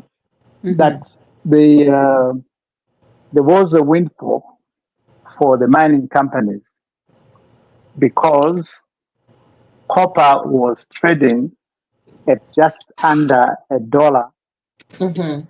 a pound in 2001. At the time when Anglo was living, copper was under just about $1, just around $1 a pound. Mm-hmm. And therefore, that means all the projects that were being done, and anybody can put it out, that they became feasible Mm-hmm. at no more than $3 a ton. Mm-hmm. So anything that went over $3 a ton was more than the return that they could have had, and hence the windfall tax that was imposed on the mining companies. Mm-hmm. So you have that as a guidance. So how do the mining companies set out? They do their unit costs of production Mm-hmm. to ensure that they are within the $2 or the $3 a ton, and have their margin, and is not really having a profit margin, ridiculously, maybe 40, 50%. Mm-hmm. That shouldn't, right? And that's what Manawasa was on about. So when the Emerald people say that by putting 15% export tax, our emeralds become more expensive. Mm-hmm. And my take is, really, if you can't sell the emeralds by government putting a 15%, what happens? That means you have to show us your business model, which I hope they did show. But all we're asking is that, the people that come and try and explain, they should not think they are the only ones with the monopoly of knowledge Mhm. in terms of actually how this tax kind of operates. That Mhm. I give it to the government people. I think they have come and said that really, in terms of us backtracking, it is the Zambians, experts in the mining industry, that have advised so. Mhm. And yes, there is a communique from a woman who is in charge of export, sort of precious metals, whatever, small scale mining, Mhm. congratulating the government for reversing this. Fair enough. But all I say is put the cards on the table. Where would they reduce their costs to be able to accommodate the increase of 15% in terms of tax? Mhm. It's not for the government to be able to improve the efficiencies of a mining company. Mhm. But the duty of the government is to claim back what's due to them for the Zambian people. And therefore, we put a tax. The responsibility is, right? If you really looked at the efficiencies of those mining companies, Mhm. where are they paying the money? What items is costing them money, which Mhm. will be able to release funding back into the Zambian people? Right? I mean, take just for the sake of those that are right, that when Anglo American left in Mhm. terms of KCM operations, Mhm. we were making, we were not breaking even, right? Because the price of the metal had gone down beyond in terms of what was costing us to mine. Mhm. Right? The team that was in the interim, led by an American who had done similar work in Peru, Mhm. one Russell Ali, right, assisted in re-engineering and repositioning KCM. That in 3 years, we were actually able to turn KCM into a profit making because we looked at our cost structure and be able to reduce those costs such Mhm. that we're able to meet what was being offered as a price. And it's not the government that improves those efficiencies. Mhm. So, really, in terms of the tax on minerals, with all the insight, all the information that I had, is that the first step that the government took, I like to believe, was informed, Mhm. but the change in terms of what has happened, I think, is emotional and not based on fact. If it's based on fact, let them put on the table and we shall look at where the costs are that are making the emeralds, the gemstones more expensive. I submit. Wow, wonderful, wonderful submissions there. For me, really, what I don't understand is that Zambia's, gemstones are known, especially, amethyst and beryl. They're known to be the most expensive on the world market out there. Why isn't my country benefiting from from these minerals? I don't get it. So at this point, let me just open it up to the rest of the group here to ask your questions to our panelists there, our specialist, our consultant, the man himself, Mr. Passmore. Who wants to go first? I can go first. I'd had a lot of questions and a lot of concerns rather. Looking at the history of gemstone in Zambia, I think emeralds has been one of those elusive gemstone that governments since Kaunda have not tapped into. Because I remember, hearing stories or reading about this in the Kaunda regime. Every emerald that was mined was accounted for.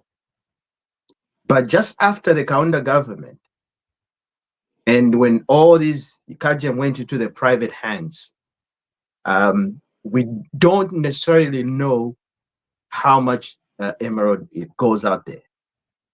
Now, if this company has been existing, that's still that from that time till today, they've made profits over and over and over and over again. How would they be claiming that they're no longer making profits? Okay, so that's a big question that I have, because there's no way if you're selling something on an auction, because when they extract those emeralds, and by the way, Zambia is well known to having the best quality in terms of emeralds and the largest. Just I think it was last year I was watching one of the guys. He owns a jewelry. Well, he's a jeweler. It's called Trax New York, and he makes these beautiful rings, chains for most of these high-end celebrities. He was holding a big piece of emerald, and he was in the New York City asking people, "Can you guess where this is from?" Okay, a big piece of emerald. He polished it, and then he was showing people around in New York City. He said, "If you answer this question, I'm going to give you this money." And people were failing to answer. And at the end, it came out to say, no, that piece was from Zambia, from a Zambian mine. So now you can imagine this. Everybody knows that we have the best emeralds, best quality. We have the largest in terms of size as well. And we all know that this mine has made profits over, they can never make a loss unless the way they do it, the way a company comes in, it changes, and then another company comes in, it changes. And us as Zambians, we don't even know that we've had 10 different companies that have come in, they have changed, they have made their money, they go. This one comes in, they make their money, they go. They build cities in Europe, Uganda, everywhere else out of our minerals. What have we gained? Why has it been so elusive? The only thing that the government talks about is copper. Emeralds, it's only now that we're hearing about it, really, since the export, the suspension of the export mineral taxes. Now, we know that the other taxes are still in effect in terms of the company taxes and all these other stuff. They're still there in effect. Only the export part. Now, what advantage is it that they're going to make for us, or why all of a sudden?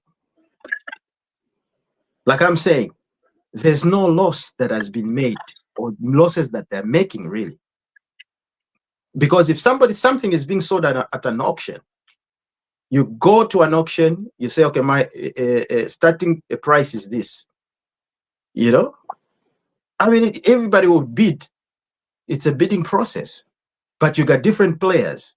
But what are they bringing to the table? And what's the quality again? Because they're saying that, look, other countries are coming in as well in the market. Talking about Colombia, talking about Peru and all these other countries. But what's the quality of the stones? Okay?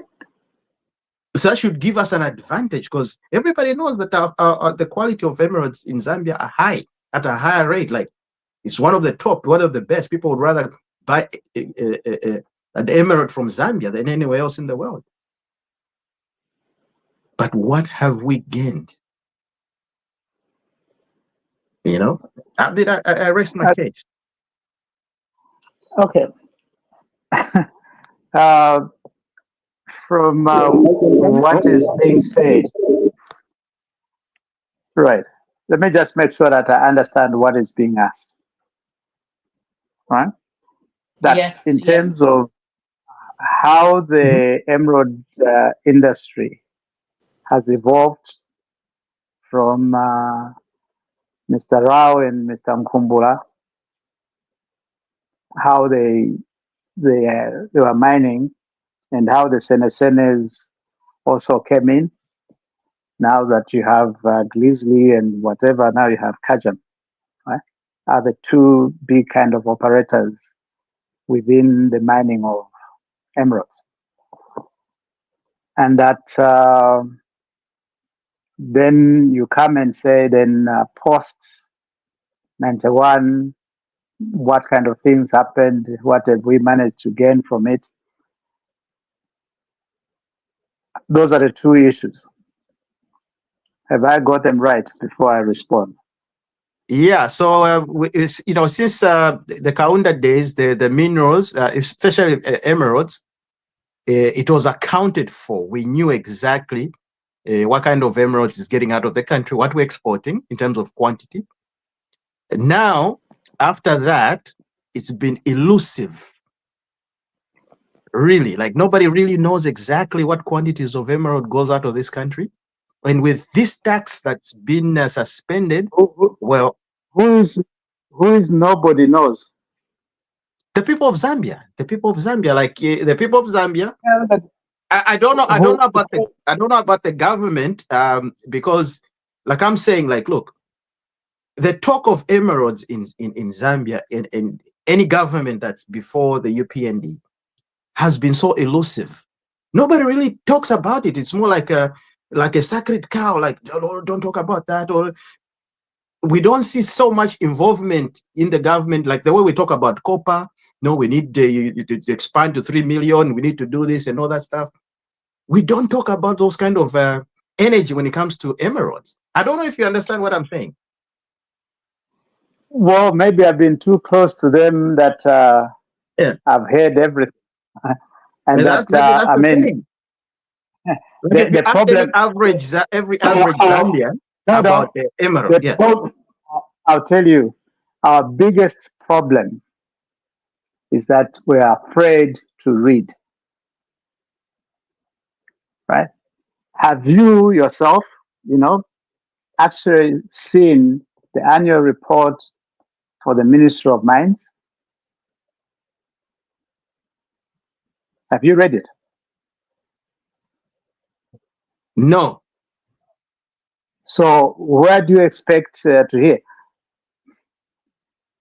Well, when it comes to, okay. So all I'm saying, all I'm trying to tell you is, right, that in terms of information, in terms of the mining of emeralds and that kind, it has not changed, right? What the actual change that happened was that towards the end of the Kaunda era, towards the end, if you went into Ndola, ZCCM had Brazilian polishing emeralds, right? And that whole arrangement, I think, post-privatization with ZCCM going, that arrangement kind of disappeared. And therefore, the production from from Kajem, right, was held with Kajem, right, and the Zambian part didn't go for polishing into Ndola, but everything went in terms of auctions. But those results, in terms of the results of the auctions, are part of the report in terms of mining that sits with the director mining. So the information in terms of activities in mining in Zambia, the director mining is our custodian to be able to tell us, and the director mine safety goes on to the safety side. So between those two, they'll be able to tell you how much has actually gone out in terms of export, whatever mineral that we tend to have. And but what I'm saying is, in terms of the cost of production, that's a management issue, that's the investor issue. But for the country, the benefit, either, sort of mineral royalty or export tax, as they were deciding onto emeralds. That basically the change is not the. I mean, somebody told this to me, that where do you get a tenant to tell the landlord what the rent is?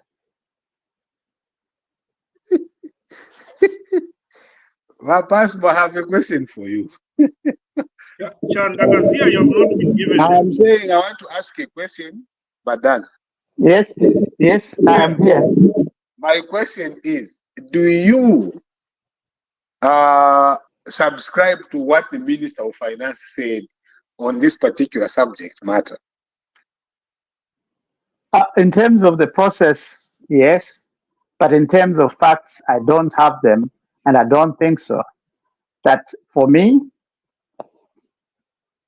having been on the copper side, and for all my sins, I was president of the Chamber of Mines. Right? That those are my sins, right? That I've been on the other side.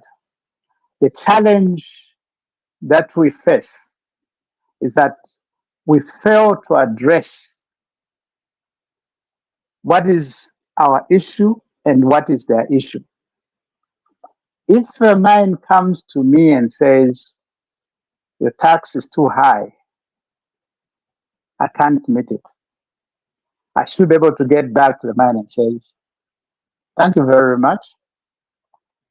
When you are setting up this mine, what were the projections? Are they able to give you the bankable document that went to the bank for them to get the money that they got in order to invest in the country?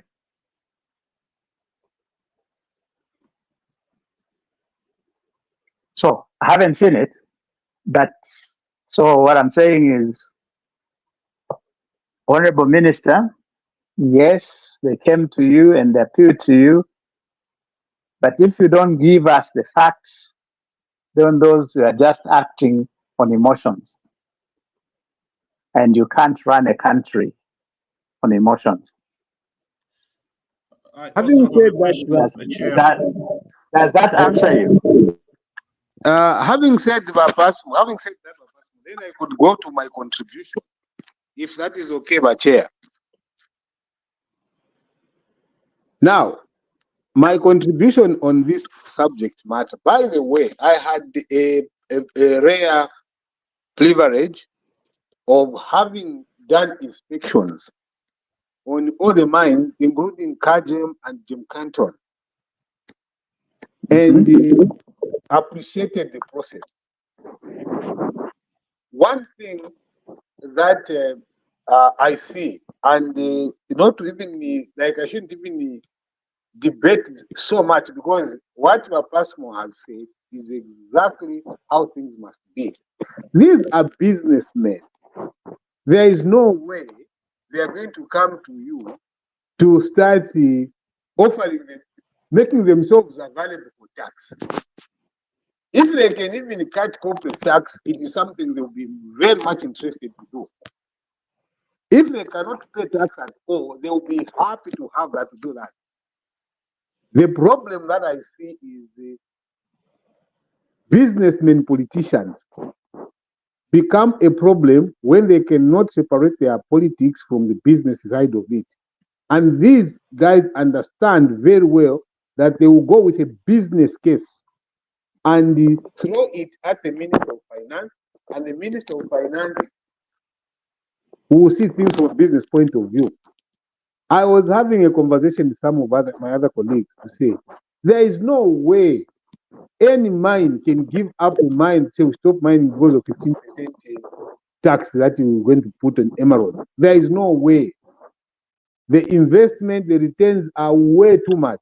Like you have said, the culture of not wanting to read about how these mines even declare them. Remember, just last week we raised an issue of $2.5 billion finding itself in Panama from Zambia. And these people, if we had the right tax regime on that, there's no way they would have moved out that money without us actually having to critically evaluate each and everything that they're presenting. We need the facts, not the emotions about this. Vam Sokotwane on this one, I do not support him. I was very disappointed, and I was thinking that he should know much better that government requires revenue. Look at how many people you have employed. You have added 80,000 people. I was listening to the president at Inchwala. He was saying he's going to add 30,000 more teachers this year. You have said, oh, the vice president was in parliament and was bragging like, oh, just be pregnant and get paid. You see, you have the huge population that are requiring education. You have a huge population that require to be, to be paid in terms of the internal service debt, and then you start giving away the taxes that should be, go into your basket.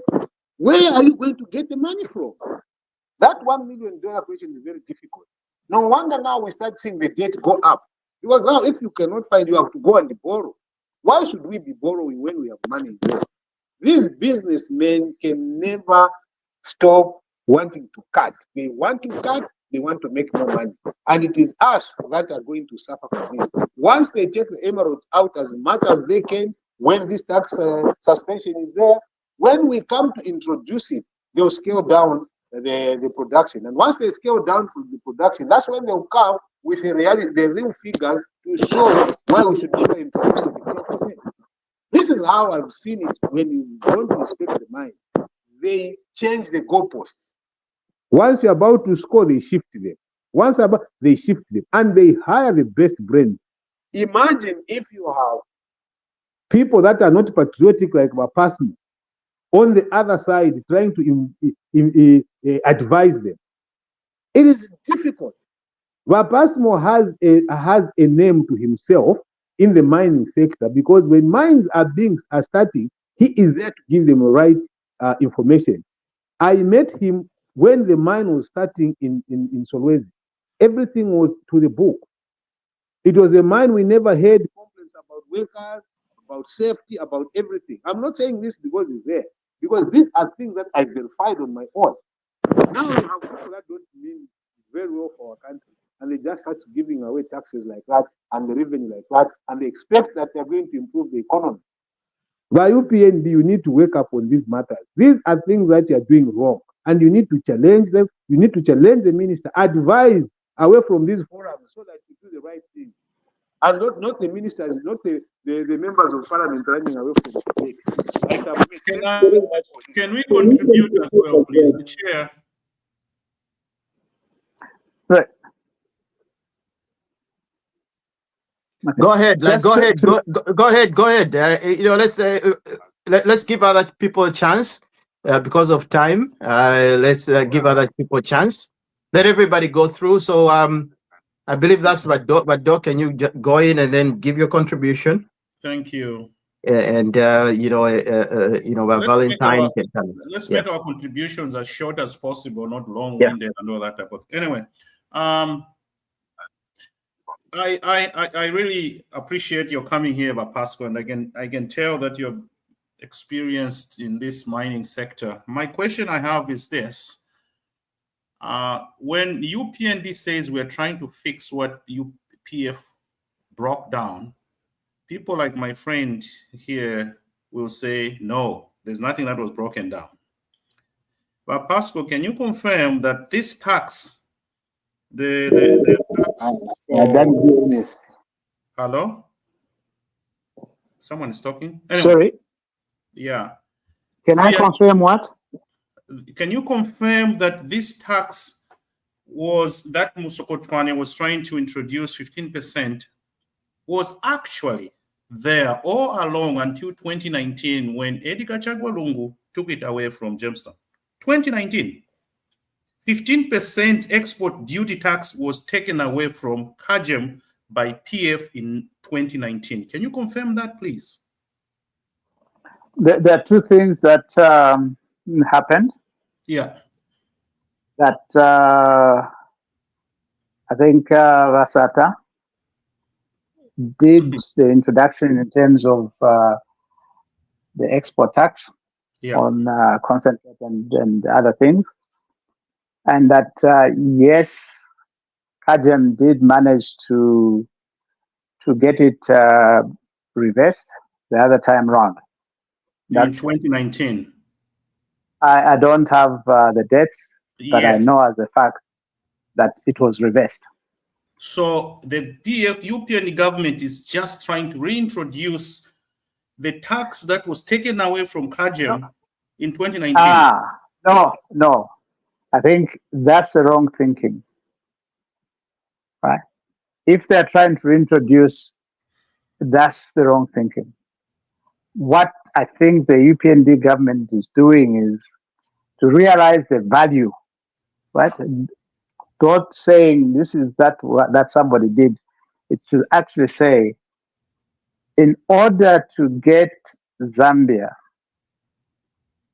even to the tune of producing 3 million tons of copper,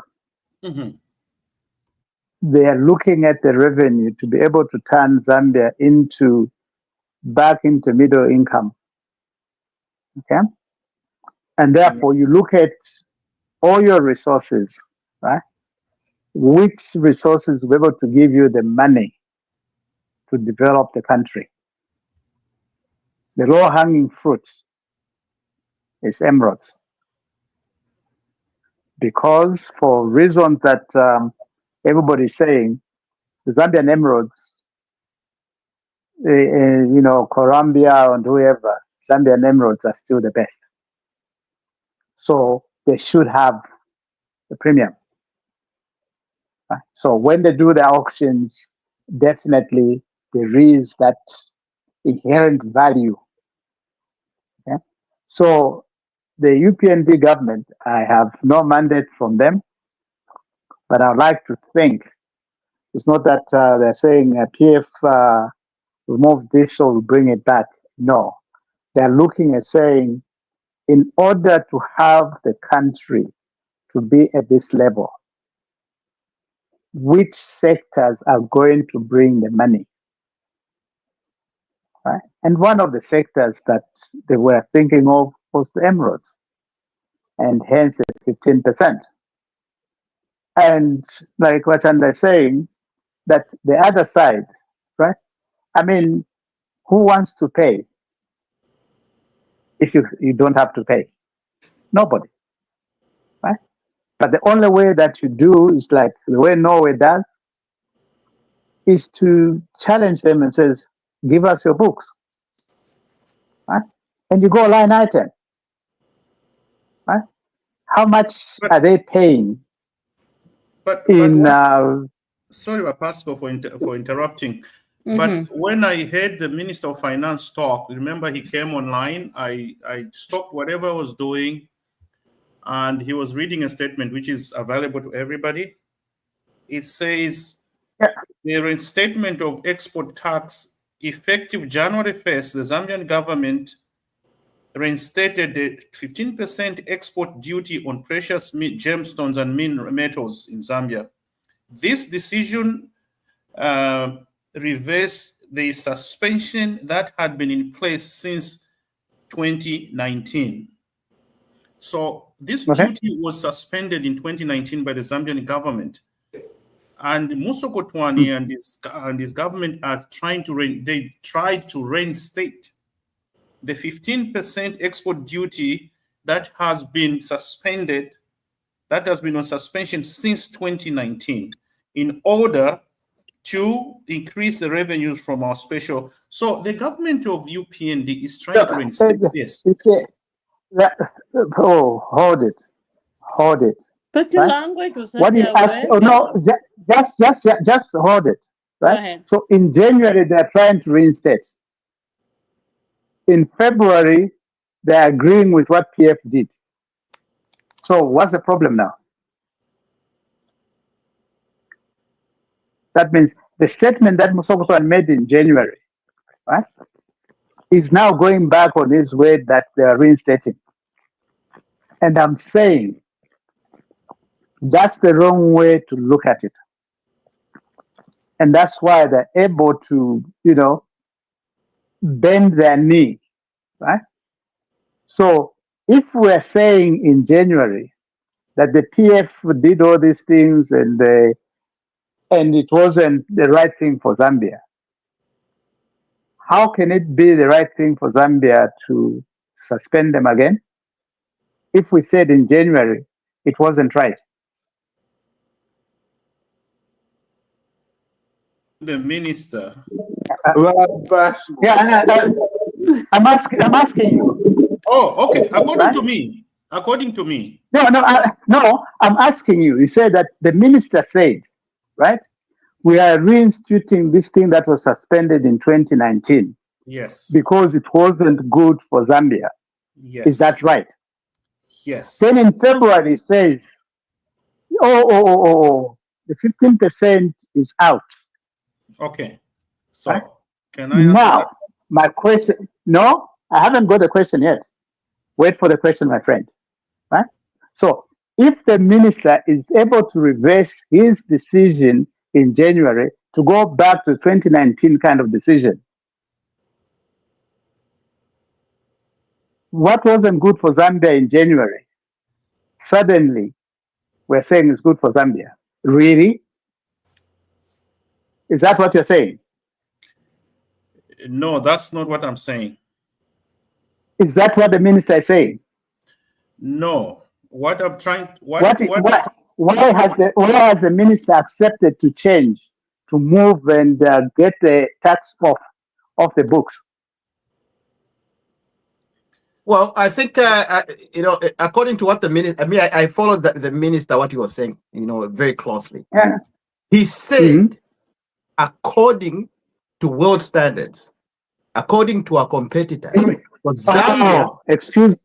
Excuse me. In January, the world standards were not there. No. I'm just saying what you were saying. Okay. That's another argument. That's another argument. I'm asking you. Right? I didn't even answer. Okay, because you said what did the minister? No. I mean, let the dog answer, because there's a question, and then you can come in. I want to answer. Right. So the minister said, we as a government knew that we needed this 15% as of January 1st. And then there was this, I don't know what word to use, a protest, not a protest as such, but there was this pushback by the Kajem and small other precious mineral miners. They say no. It's consultation. Yes. So they complained, no, our gemstones will be out, we cannot sell if this and that. And then they reversed something that, of course, that they were what was right in January, as you have said. They reversed it. Okay, we have understood you, because there was one presenter actually that said, I'm going to close my mind, because what Kajem did, it wasn't really Kajem that was talking. It was the smaller ones, the small other miners who have very few little investments. Kajem was in the background wanting to benefit from the small little guys that were presenting the government. They said, look, I opened my mine last year. I only have 10 people. If I do this, I have to close my mine and lay off the 10 people that I've just employed. So it was, Kajem was sort of in the background while it's using the smaller little players to present to the government. And the government was looking at these smaller players who are majority of them Zambians. They were there presenting to the minister. And so the government.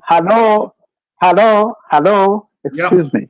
What I said was that each mine, right, even the smaller mine, right, if you look at the cost structure, where are the expenses, right, to make that 15% blow them off the top, right?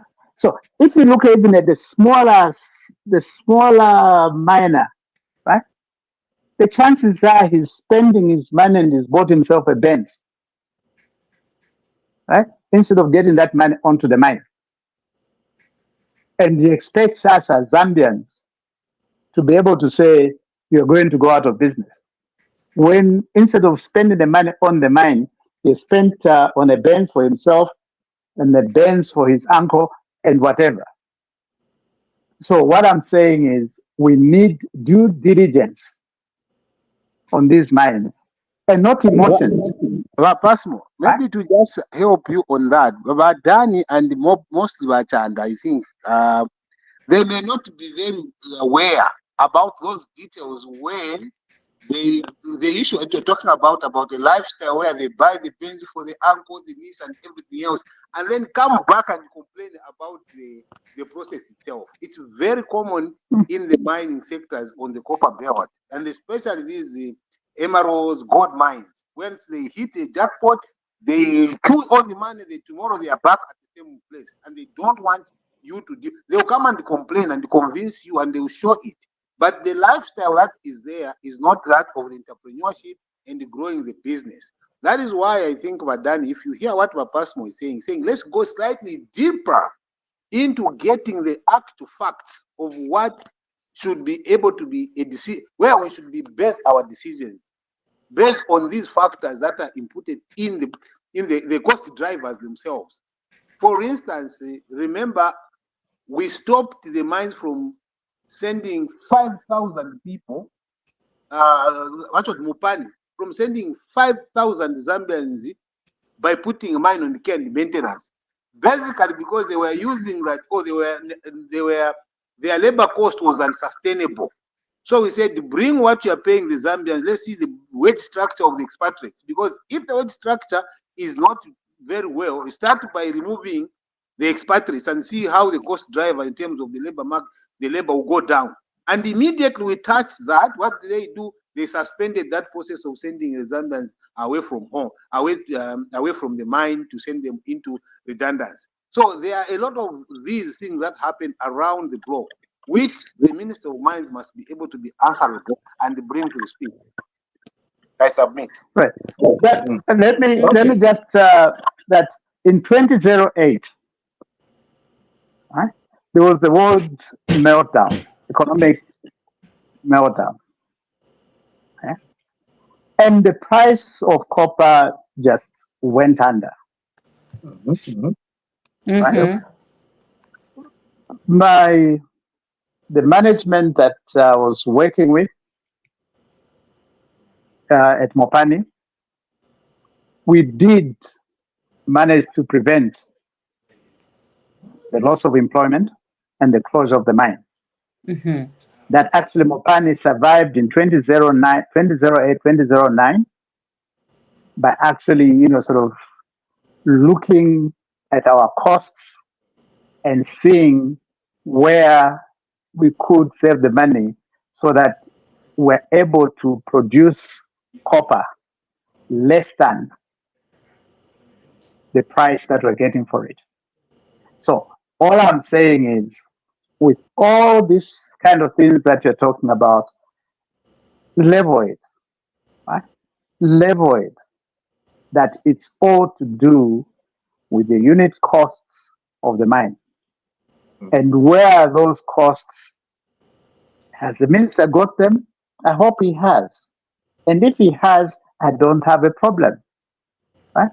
But from the kind of conversations that the minister and the people around the presidents are saying, right? They are not addressing that issue. They're addressing the emotional issue that you're putting at 15%. Yes, 15%.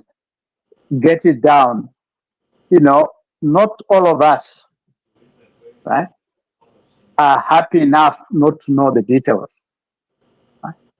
So if they give an Excel sheet and say, right, labor, expatriate is so much, and electricity is so much, diesel is so much, and you know, you get into all other details. What is the C1 cost for them, right? And you find that in actual fact, they'll be able to reduce their costs so that they're able to make that margin to be able to give the 15%. But that requires you to be discussing on a similar kind of issues. But if you are on emotional kind of things that PF, we were only doing it because PF had taken it off. Yes, you can make the same kind of stupid mistake. And we'll ask you the question, what led PF to withdraw? It must be the same thing that has led you to withdraw. And therefore, when people make allegations that you know, you people are busy lining your pockets, you can say, maybe they're right. Okay. Because So, you haven't done the right thing. Hello? you know, I got a question for you. Yes. All those things that you're saying are good, nice, and me, my point of view is not a matter of the decision that the UPND government has either rescinded from, you know, charging or suspended the export mineral taxes on them. My point is this: all these years that KAGEM has been in existence, that have made supernatural profits, that have and it's a hidden secret, that have made a lot of money out of our minerals, which is emerald itself. Okay, just on emerald itself, if us as Zambians, as you as experts, okay, we had to utilize it in a manner that is supposed to be utilized, we would not even need the World Bank. We would not even be borrowing all these Euro bonds. But all we utilize is just the emeralds itself, just one mine only. And we'll be able to sustain Zambia. Now, how much? Because here's the thing, the statistics, it's saying an emerald can be between $1 to about 100,000 in terms of per carat on the world market. How much is the Zambian emerald per carat on the world market as we speak today? How much is it? If you have those statistics, Well, can you inform us? No, I don't have those statistics, right? All I'm saying is I do not have any production details in terms of emeralds. Okay. Well, What I'll tell you this. I'll tell, because you asked me a question. Let me answer. Let me finish. Huh? Okay. Go ahead. But all I'm saying is that when the government puts a tax of 15%, and the emerald says we can't handle this, what you should ask instead is, can you show me your profit and loss? Show me your cost structure. How much is it costing you to put an emerald on the table? Right? And then we know what they get in terms of the auctions. We know what the averages would be. But what you don't have, right? What the mining companies do not give to the Ministry of Mines is the unit cost. They give you the production, they give you whatever kind of things they do, but they don't give you which is unverified, by the way. Well, why can't you verify it? Who stops you? Who knows? You know, because we only own what is it? In Kajem, we only own what is it? 25%. I don't know whether it's 20% or less. No, who stops you from you know, checking that actually this is the right amount that they produce? Exactly. That's what I was talking about. The counter times when every I mean no. Even now, right? The structures in terms of mining, the only thing that has changed between Kaunda and now is that the ownership is more on the private than it is on the government. Exactly. That's honest. But in terms of the structures, the mine safety is still the same. Production is still the same. Right? That you submit those reports to the Ministry of Mines. Because at the end of the day, right, those mines have got a lifespan. Okay? And therefore, if you cease to mine because there's no more copper to be mined, how do you handle that environmentally? Right? So the Minister of Mines is aware what exactly is happening, or should be aware. Right? So, you know, so you can't say we don't know. We know, but we don't want to know. I think we know, but the information that we have is limited. That we know. No, the information may be limited at the fact that because we don't own the majority share. No. The majority shareholding. The government is, for instance, if I'm given a task as director of mine, I do not have to do with any information about shareholding. It's not their baby. I go there and get this information, and no one can stop you from getting information. If someone stops you from getting information, you can fight them. So the information is there. So you brought up a good point, Mashina. What year was that when you were PS there? When you were your labor what was it? When you're dealing with the mines anyway. So did you have statistics, for example, when Kajem was producing, do you have the statistics at your fingertips to tell us this is how much they produced in this year? He was labor. Yes, he was labor and not mines. Yes, I was not PS. So if you ask me about all the statistics about employment in the mines, I had them, and I had them by number, by even salary, and even by contract. I had all that. So if you ask me about that, I had them. And no one stopped me from getting them. When they wanted to stop me from getting them, I said, I'm going to have you arrested. And lock them up. Yes. I mean, if you don't provide the information, you can be locked up.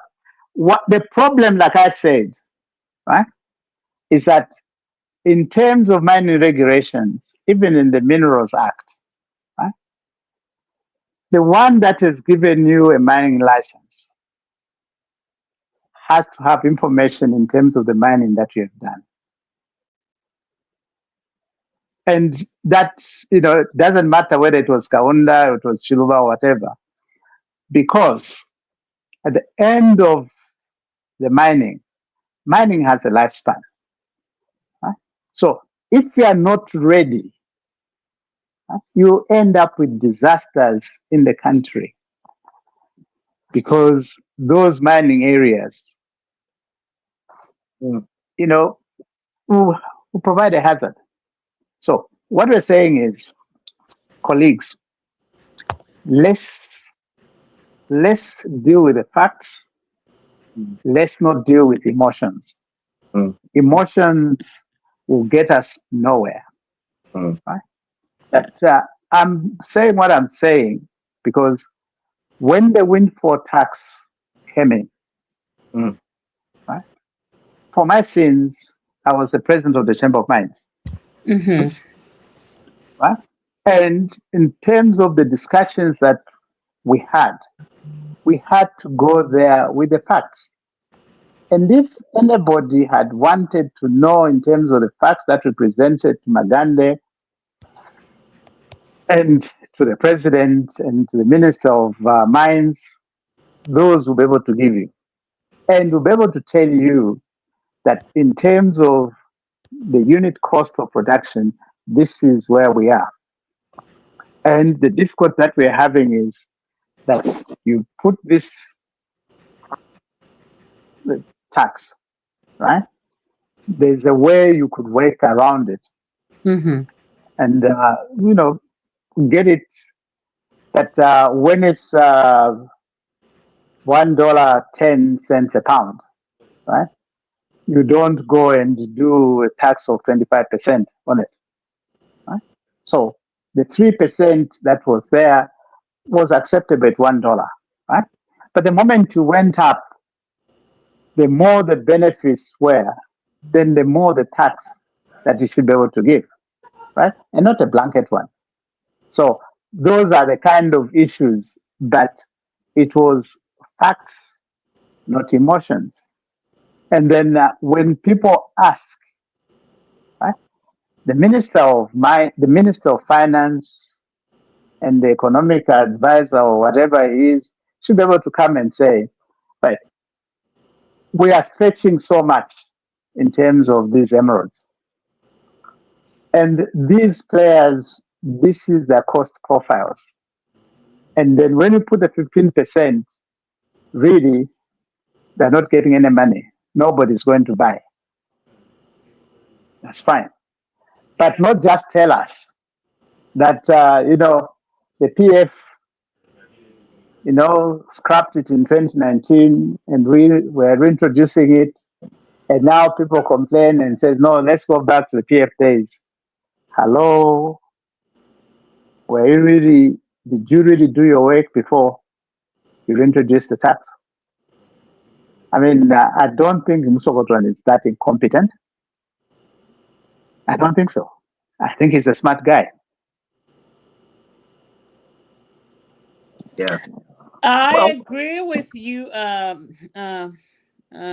consultant here, Mr. Passmore. But wow, what a discussion we've had on this. And let me just bring in one person that hasn't said a word before we move on to the next topic, because we are already almost 3 hours deep, and I was aiming for 2 hours today. Deep thinker, your final words on this. I mean, you've heard the arguments that we're going. I kept quiet because I wanted to give people, a say on this very important topic for our country in terms of resource generation for our people. Deep think, your final comment on the the gemstone tax. All right. Don't forget, I have questions for Bakazia. So, on the gemstone, I've heard everything that was said, Mm-hmm. and I've learned a lot from this discussion now. Mm-hmm. For me, as a basic person, I just want a conversation around you do not increase the production to increase the money. You decrease production and negotiate the higher price. I think my basic economics tells me that that's the best way to improve an economy. Mm-hmm. I yield. Great. All right. Mr. Our consultant, Mr. Passmore, your final words before we move on this tax. Yeah, that as the narrative that is being painted, right, is that Zambian mining environment has not been stable. We've increased and changed taxation so often. Mm-hmm. And I say, well, that's fair. Because, like this move, okay, this move of getting back and taking rid of the mineral export tax, that this is driven from the investors. But when the people have spoken, the tax is going to come back. So the choice is theirs. Do you let the people speak, or do you change before the people speak? Because you go back, you need Wow. that UNIP was associated with the mining companies with the ZCCM. And when the people were speaking, UNIP was out. Right?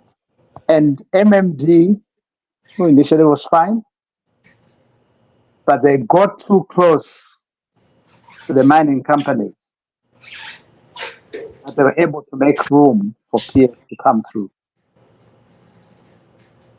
Right? And PF came, and PF also got too close to the mines, the mining houses, and the people spoke, and PF wasn't there. So the politicians, the UPND, were trying to understand and trying to do what was right for the country, and here's the 15%. And now they've bended their knee to the mining house, and they're letting themselves close to the mining houses, and the people on the copper belt will speak. Thank you. My last comment. I now you my last comment. My passport, what you have said, I hope they are listening. The problem that we have in the country is that politicians don't learn. That's why history repeats itself. Right now, what is exactly how things must be done. Listen to what the citizens are saying. I have not heard a single person other than the politicians wanting to support this kind of, gymnastic that the mine owners are playing on government. Please listen. Zambia should be first. There is no country where the Zambians are going to go and get the revenue from their wealth other than what is sitting in the ground. I thank you for what you have just presented. No, sorry, to what I'm saying, right? Like I said, I go back to 2008. We did fantastic things as mining company and saved the closure of Mopani. However, if you look and carefully look at Zambia, right? That when the government, federal included, siding with the mining companies, they create room for the opposition.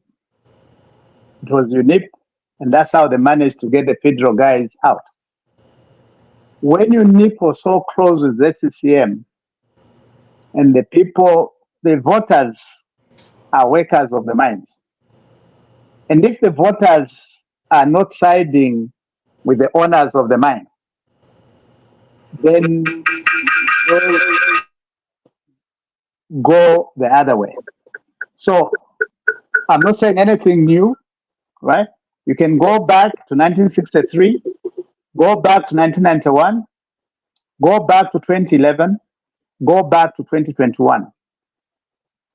It's very clear that once the government is seen to be on the side of, in terms of decisions that are taken, on the side of the mining owners, the people tend to speak differently. So just look at your history, understand where you're coming from, understand where you are, and do something for the people. And you'll be safe. Depends Wow. on management. Thank you. Thank you to our mining expert here, consultant, Mr. Passimo, for coming through today and school us on these things. It's important. I hope our government is listening, because the sentiments that I got once that was announced, it was very disheartening, and especially we're so close to elections, so hopefully we'll get something positive, moving towards that area. So shall we now move on to the next topic, which is the Nchwala ceremony, which was held by the Ngoni people this past week. I guess we saw a lot of dances and saw some But very. Chair, the deep think had a question for me. We ignored him for a while. Oh, I forgot. I'm sorry. I'm using a different device now because my other device is telling me, it's about to shut down. All right, Deep Thinker, go ahead with your Mi- question. Mine Before we is go. a very simple question. Yes. Vakazia, who's holding the key to the PF Secretariat? And I'm asking that question to as a way of punctuating what Chavinga said, that the PF is now trying to have an alliance with the UPND and you should vote along those lines. Does Chavinga have the key to the PF Secretariat? Is it Miles Sampa who has the key, or is it Dr. Lungu who has the key? Who signs the checks? The key to the Secretariat of PF is held by the UPND, I think. I'm going to tell you why I say that. There's a reason why I'm saying that the key to the PF Secretariat is held by the UPND government. Through who?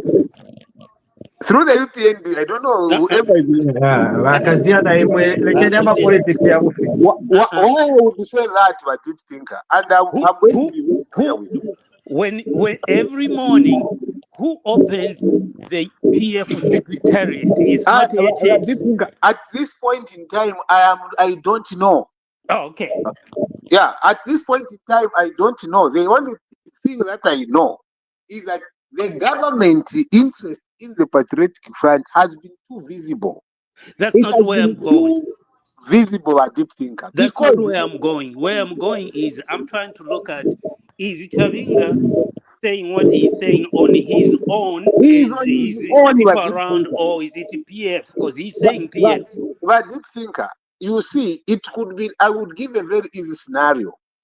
It is like I would say, which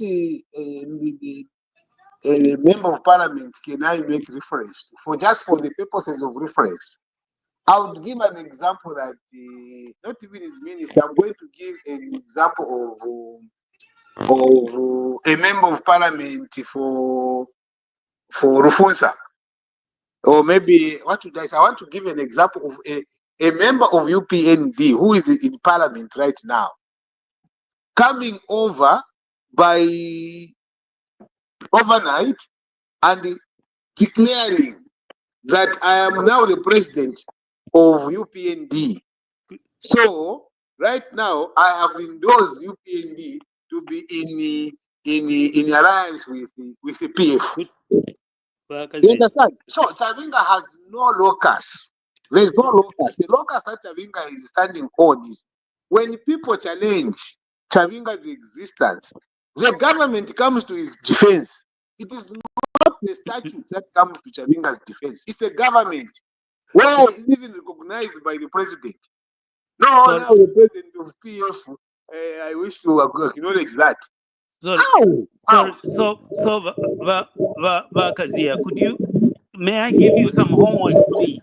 Yes, please give me Could you homework. please find out who is in control of the PF secretariat so that when there's no confusion about which PF we're talking about.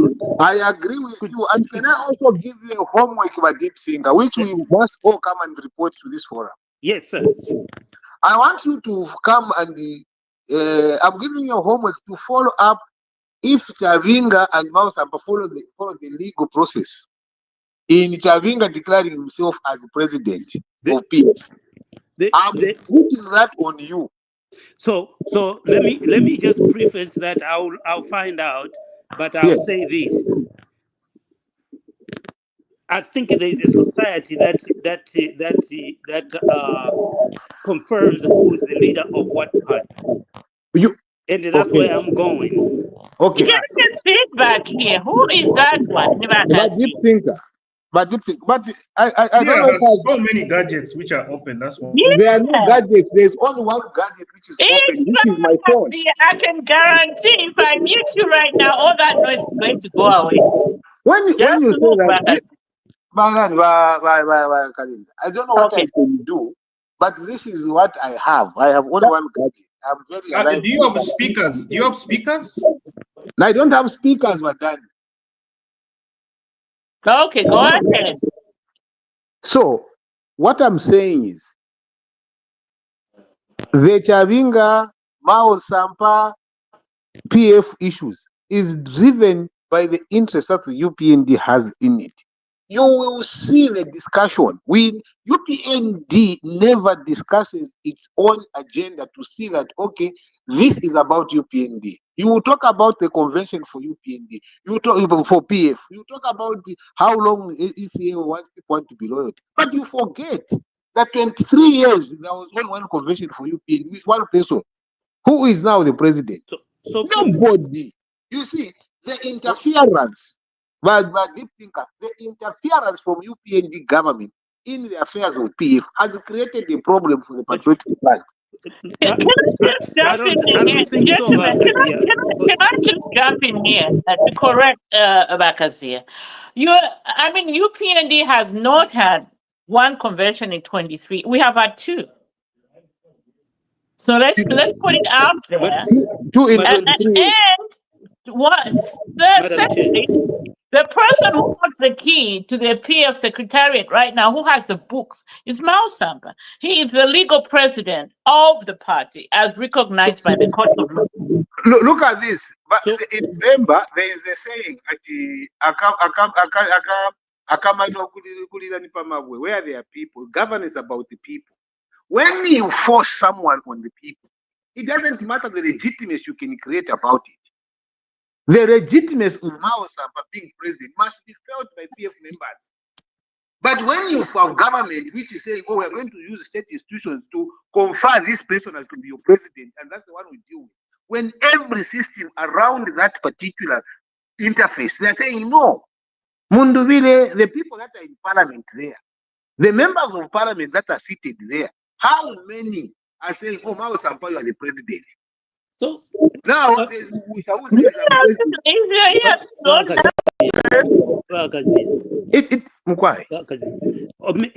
question is not going there. My question is, if I had a lot of money and I wanted to unite to bring all I think Deep Finger is you. Huh? The feedback is coming from you. You hear that? I don't have anything open. Okay, now it's better. You go ahead.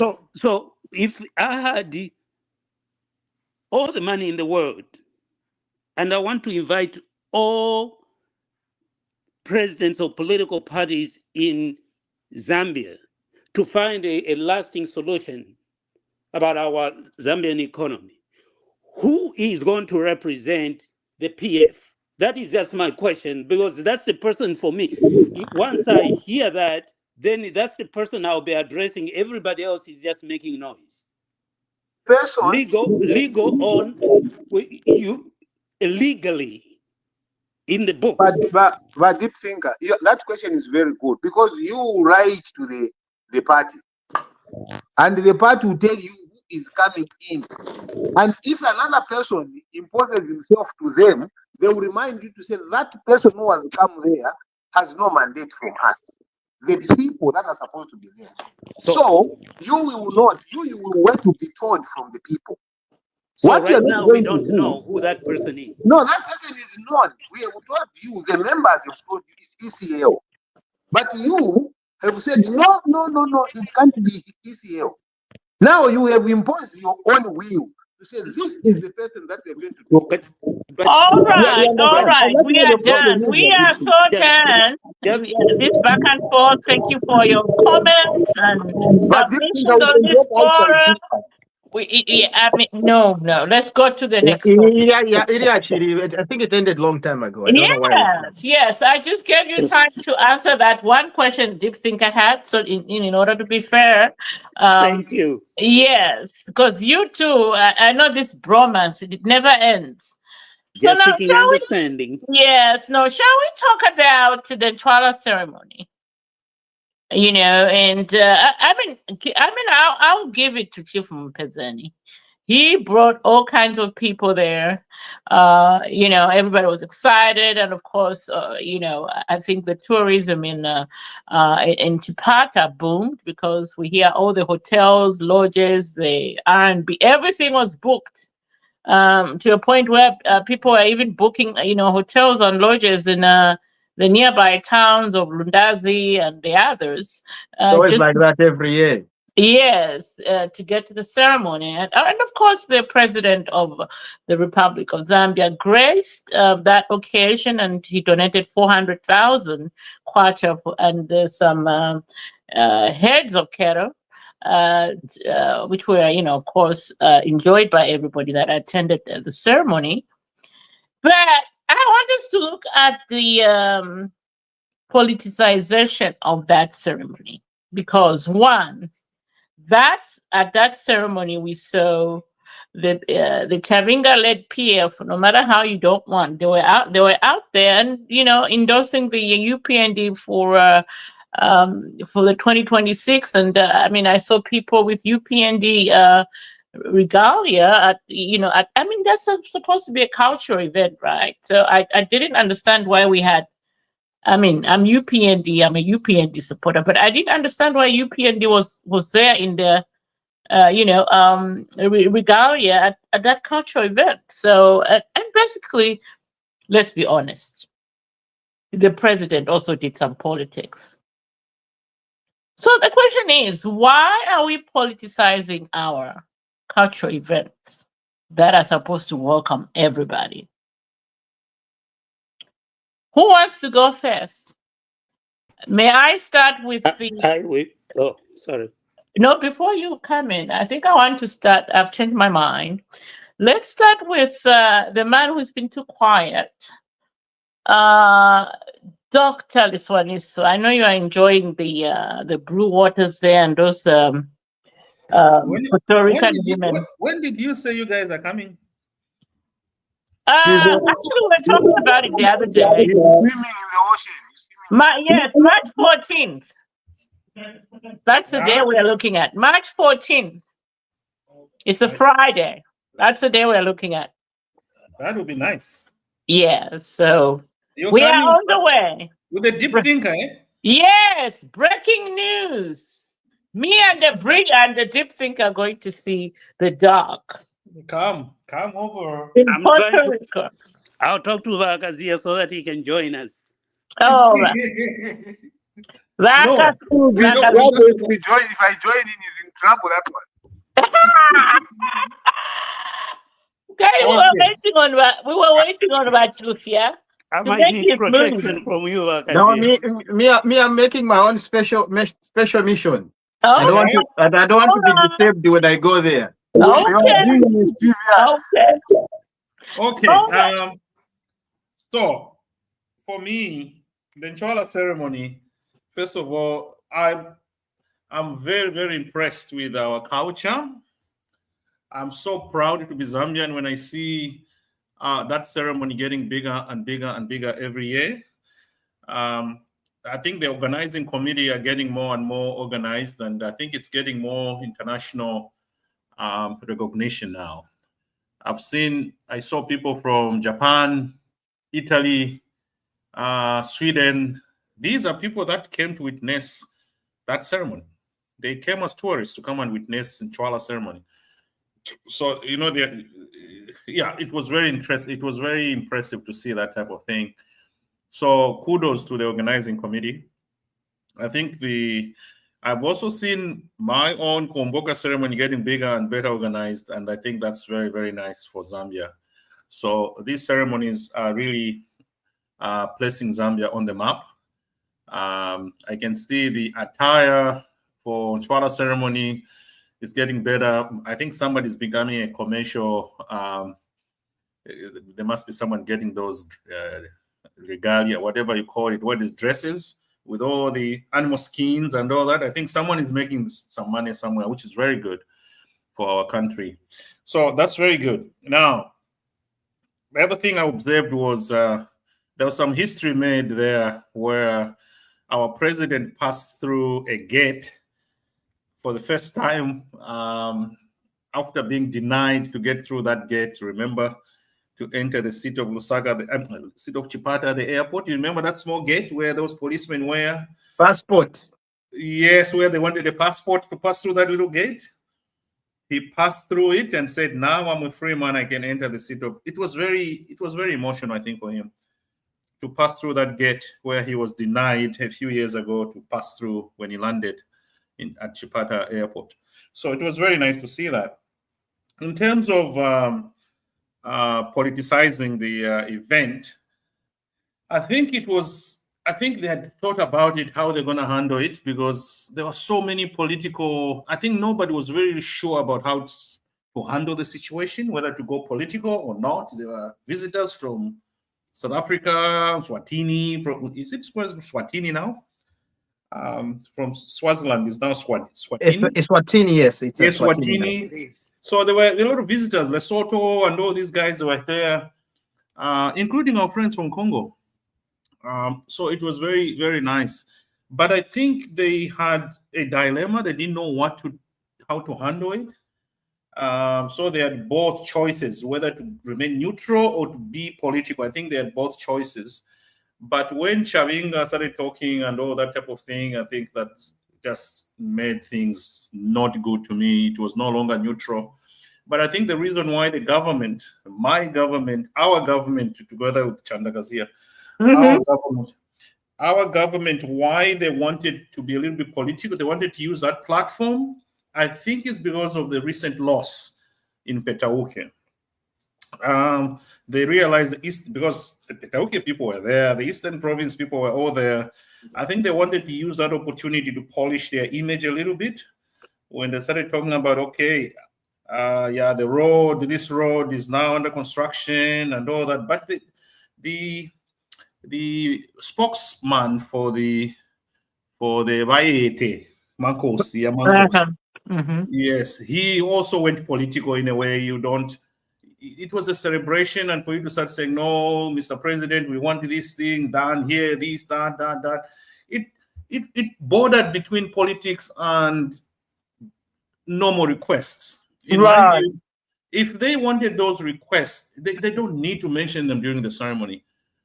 They can write to the president. The Amankosi can travel to State House anytime. I know he can make an appointment to see the president anytime. He's our chief. So he can go there and tell the president ask for those things the president one-on-one. Yes, But and then they actually met before that ceremony at his house. Why yeah, didn't he present those, requests? I was wondering, but why should you start requesting? This is politics now. Oh, the road, we want this done, and all that. And people were cheering and all that. But I think those things should have been done in private. I think they met before, yeah, as I've said. I don't know why that. So when I started seeing those type of speeches, I got a little bit uncomfortable. Like, where are we going now? Is this becoming another political area or something? So, but I guess the reason why it became a little bit political is because of the loss in Petauke, and that they wanted to polish it up a little bit, and that's all. But otherwise, I was so impressed with the massiveness of the event and how well dressed everybody was. Our Eastern Province colleagues were very, very. They did a good job. They looked very, very nice. I hope the Kumboka is coming as well, so we hope to impress people too very soon. All right, so that was very nice. The event was massive and nice. I really liked it. What, as I mentioned, thank you, Doc. Shall we now go to the man who wanted to speak first, the deep thinker? Oh, okay. So, I got a different view from what Ladan has said. I think that part of it was not politics. That part of it was just the need. I mean, the people needed to hear that their government and their leader, can communicate some of the challenges. I mean, challenges are there. We can't just show up and have fun and not talk about challenges. We don't know what they discussed behind closed doors. Maybe they talked about it and then the president said, could you say that so that they hear that? Sometimes it's the power sharing. Instead of the president standing up and say, I'm going to do A, B, C, D. It comes from the chief so that the people can know he's advocating for them. I don't know what happened behind doors, but truth Did have to be told, facts have to be presented. you hear about the Bali Highway? Whether Bali. uncomfortable or not, some of the things I have to say, if people are starving, you have to say it. People are starving because they want to hear it. Now, the political part for me was the Chavinga part. Mm-hmm. And the other political part for me is,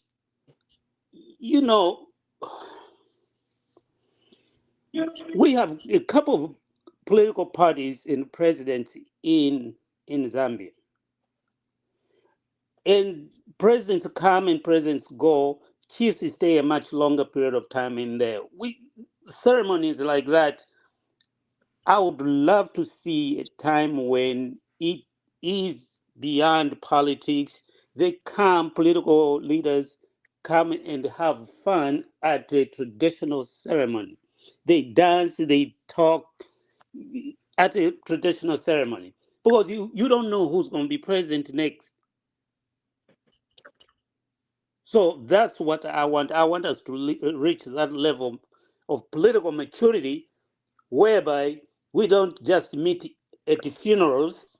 We need to meet in spaces like that as a meet. Right. Great submissions there again. Deep thinkers. Bakazia.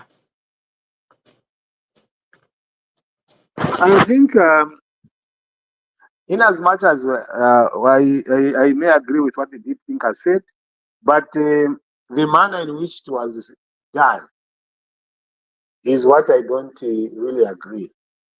You see, if you are going to have the entire speech on the political things, and the entire things that you're saying you're being punctuated, everybody in Zambia knows what happened to the president, the current president. Everybody. People know that he was denied entry, was what? He spoke about a lot of things that will happen to him, some of which he's also doing to his friends. It is just that. It's a normal thing. He's doing them. They were done to him. He promised I will never do them. He's doing them. That forum for me was just to highlight the things that he has done or what he plans to do because of the question that was asked. If the question is asked, yes, he has to answer it and tell them, okay, I'm looking at ABCD. But quickly go to the promotion of the traditional ceremonies, our values that bring us together, the cultural ceremonies. Where is it going to happen next? What are the things that, for me, he went to politics too much, and the chance of giving those Chavinga to be there, that was a staged thing. Everybody could see that is staged. And when you stage things like that, you lose the relevance. Let me tell you something that you must be able to know, you colleagues, that probably have not been very close to the rims of power in Zambia. Most of the things are staged. When they are staged, people know. And when you colleagues here would say, no, this is very good. If it is good, you don't need to, people will know this is good. What happened at Inchwara is a very big problem for us going forward. And I think traditional leaders must be able to stop politicians from behaving like that when they go to Inchwara. There is no one who can behave like that at Komboka. They will be reminded. At Komboka, they will be reminded about the unity of the people and how to avoid politics. They will be reminded by the Kunta. The Kunta is very strict there. They will tell you what to do and how you're going to do it to respect the norms of the tradition. The tradition ceremonies, by deep thinker, must have a chance where all political parties, all political leaders bury their difference. But the most important, the worst thing is that the moment you are there as a political leader from a party that probably you defeated or which doesn't see eye to eye because I said something against the president last week which people don't like it, it is a time for retaliation. It's a time for those young boys to start insulting you. Most of the things that we have lost respect. The respect for the leadership in our country has just gone way too low. The only person we feel obliged to respect is the president.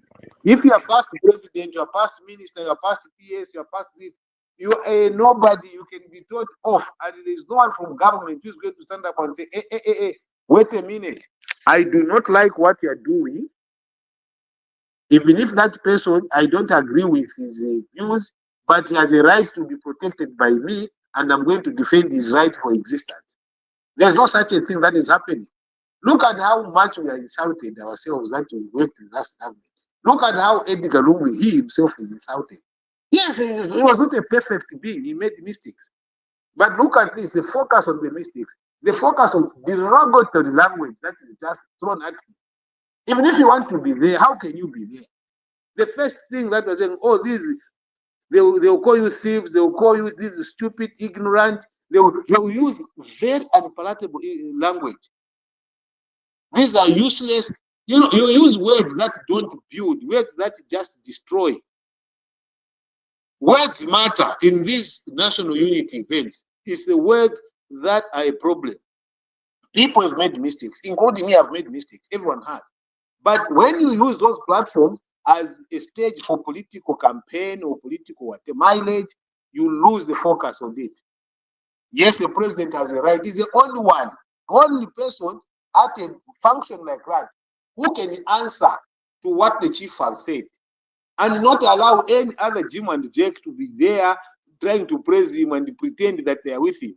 These are the people that will run away from him. And I want you to trust this, what I've said. The moment President HH leaves office, these people that have run to him like they want to praise and say you are the Almighty, knowing it, you are what, they are the first ones that take off. He needs to be very careful with them. Let him provide the leadership that is required for the entire country, and let him protect all of the citizens, whether they harmed him in the past, whether they insulted him in the past. They deserve his protection because he's the only one who is there at this point in time. The rate at which I see Max Muwe just write, his writing is just like so, like you're turning off these two little boys that you can talk to. You're telling off, and no one is telling him to say something. Bakazi, what has Max Moyes He's writing veering got off. to do with the Boy, it's not even here to defend himself. Bakazi? So You're not even at Nchwala. What has Max Moyes got to do with No, it? I'm talking about the language that is used in these traditional ceremonies when there are functions like that. It is much bigger than you think, Makazin.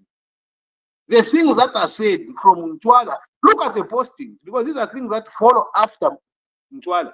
The things that are being said, are they uniting us? So at times when you see me career off to that, is to bring you to the bigger effect of things that the remnants of when if something has happened for the future. Do we stop so that we promote unity? I may seem like I'm careered off, but what I'm telling you is from what I have said. In conclusion, the event is good. We need to promote more of those, but we need to change the way we look at them from the political lens so that they deserve a national kind of character when we celebrate. Thank you. Thank you. Back to Lufia. I think the issue of Chavinga is, he is just a chancer. Okay? So, it's nothing to do with the UPND government. It's somebody at a quarter fair opportunity ya kusangwa position yako, but na he claiming to be a PF leader, which is still in court. We don't know who it is. And then he finds himself at a gathering, like a traditional ceremony, where the president is there, and he announces that publicly. So much answers. So it's not something that you can. It's not a complicated thing. So really, but to me, I won't even talk much about that, because that's why I look at him as just a chancer. And if he comes, even if he brings people to the party, that's good. That's well enough. As we deal in numbers. But at the end of the day, people have been coming in and out. People that in fact, you're talking about Sampa and everybody else. Look, HH is not going to be a person that you can bribe, or a person that you can hold at gunpoint, or somebody that you can blackmail. Can you unmute yourself? Can you please mute yourself? You're distorting the whole program. Okay? So HH is not a person that you can do all those things to. That's why abantu abengi ngabayisa balamona kwati no, HH is going to give me this, HH is going to give, and then when they meet him one-on-one, he tells them point blank, Tiremone ine nshakupere ndalama nshakupere to whatever you're trying to do it at your own thing. If you want to come and join the UPND, come join us. If you're expecting me to come and issue some sort of incentives or a position, that's why if you look at the history, all these other opposition political parties, for example, KBF came at the last hour to start claiming that no, I'm a UPND sympathizer, or I'm supporting a president of HH. And then you can even tell by the way he was moving. HH was coming from Livingston. No. I think it was coming from Azabuka at that time. He was going to Livingston. And then he made it at the point where Vakumanapa Road. Okay? Vakumanapa Road, and then so that the president can see him. Okay? To say, oh no, and stuff like that, and all that stuff. We went to Vakwalesa. VKBF. Because he calls himself a president maker. Okay? I don't know how many presidents he's made, but he's claiming to have made all these presidents. So I'm like, look, you came at the 11th hour. There's no way you can come and claim to say you made the president.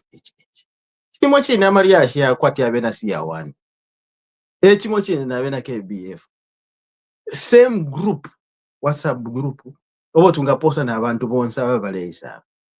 Us as the UPND, we know what we're doing, and we know where we are, and we know who our members are.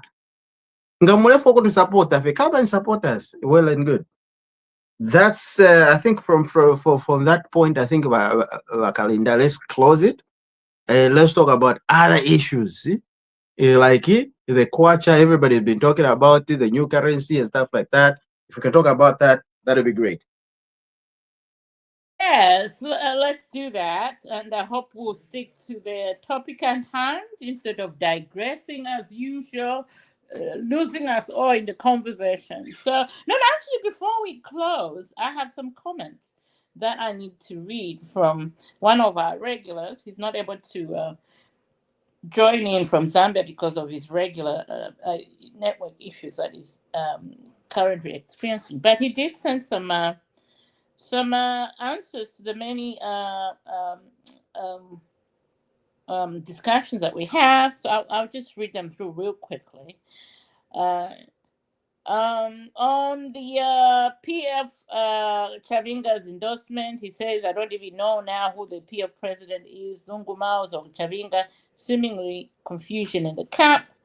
So, and then he goes, politics are trial, politics are everywhere. Whenever you invite a politician, you cannot avoid politics. Is there still a formidable opposition in Zambia now that the PF has endorsed HH? He might just be endorsed as an opposed. I do not see the Socialist Party defeating UPND. The probability for now is very low. Anyhow, in politics, anything can happen. And yeah, I'll read through these when we talk about them. So yeah, let's talk about the kwacha, the introduction of the new banknotes. I think the focus for me, it's a 100 kwacha banknote, 20 kwacha, 200 and 500 in the Dr. Danny Kayanya, the Bank of Zambia governor, explains, the introduction simply has been necessitated by the inflation that Zambia is currently undergoing, which, doesn't seem to go down anytime soon. So that necessitated that introduction of the new banknotes. And this has divided a lot of citizens in the country. Some are not for it, some are for it. And then we have the opposition on the other hand saying it's a very costly exercise. And there are many explanations there. So let's talk about that. Who wants to go first? I'm going to be a little liberal on this one. Some more clarity. I hear Deep Thinker is already, his mouth is already open. Deep Thinker, come in. No, just for clarity. Yes. I know politicians are saying it's an expensive venture. Common Zambians, what's the issue? Have anyone heard Zambians say they don't like this idea because of ABCD? Because that's where my confusion is. I think we're joined by, just before you come in, I have heard something. by, this must be Mr. Kazia's brother, Mr. Kaizeni Kazia. Is that a Kazia? Explain. Mr. Who?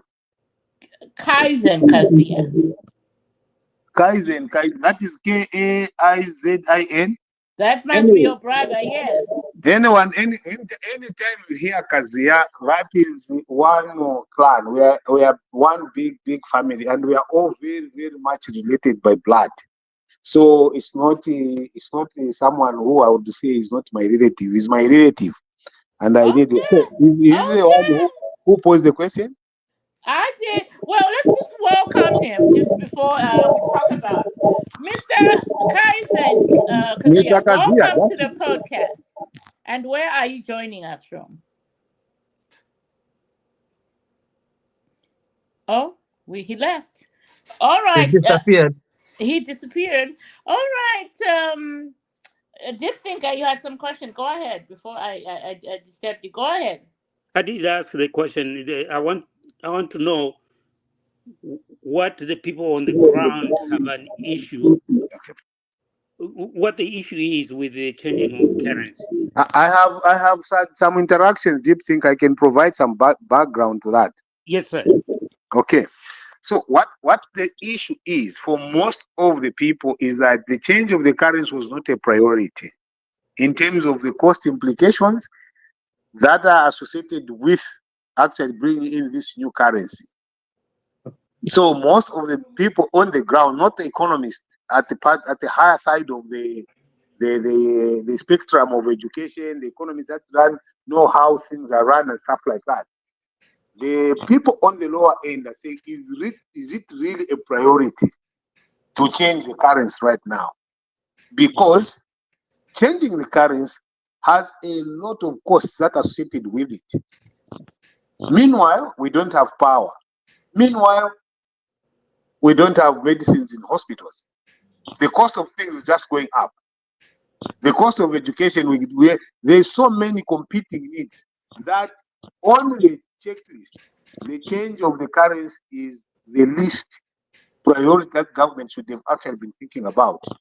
If you remember, one of them was, I think it was Mao Sampai raised the question. I think he had some credibility around having worked in the Ministry of Finance. Was saying just to change this initial thing, design and everything, will be something like $10 million. Now, $10 million is about 200 million kwacha, which is almost like if you're procuring, for instance, medicines with that much, every hospital will have. So for the bigger people or the lower people of the lower structures of society, is that it's not a priority that the government should have jumped on. And also knowing that in Zambia, we do not understand, because we operate a cash economy. We are so much quicker to fix the pricing to the highest denomination for anything without even understanding the implication. The moment the 500 kwacha comes in, I'll be speaking about Chingona Lusaka 500 kwacha, because then I want to see who has it. And immediately it's not going to be attached more much to the production and things like that. I do not agree with the thinking of government that, oh no, because the currencies were being defaced. I do not agree with that. I wish they could reprint others. That's just a question of getting the defaced ones and replacing them. But to say the reason is because the currency is defaced, I don't buy that. I don't know. Anyway, government priority, if they think it's a priority for them, let's see how they're going to transition all that money that they're using for currency vis-a-vis the competing needs that they'll be facing going into 2020 for 2026 in the election year. But for me, it was a question of priorities. Is this really a priority, looking at the competing needs and the pressure that the citizens are actually facing right now? If we had even subsidized the 200 million in terms of fuel or millime or whatever, it would have helped people for this year. Probably to have helped them in a much better way to alleviate the kind of suffering that they are going through. So that is what I could say from the ground. It's a question of priorities. Okay. Doc, your comment on the introduction of the new banknotes. The All bill right. they're saying First of all, I've discussed this with Gazia before. Mm-hmm.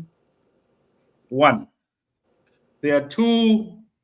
When I say this, there are two schools of thought about the introduction of money.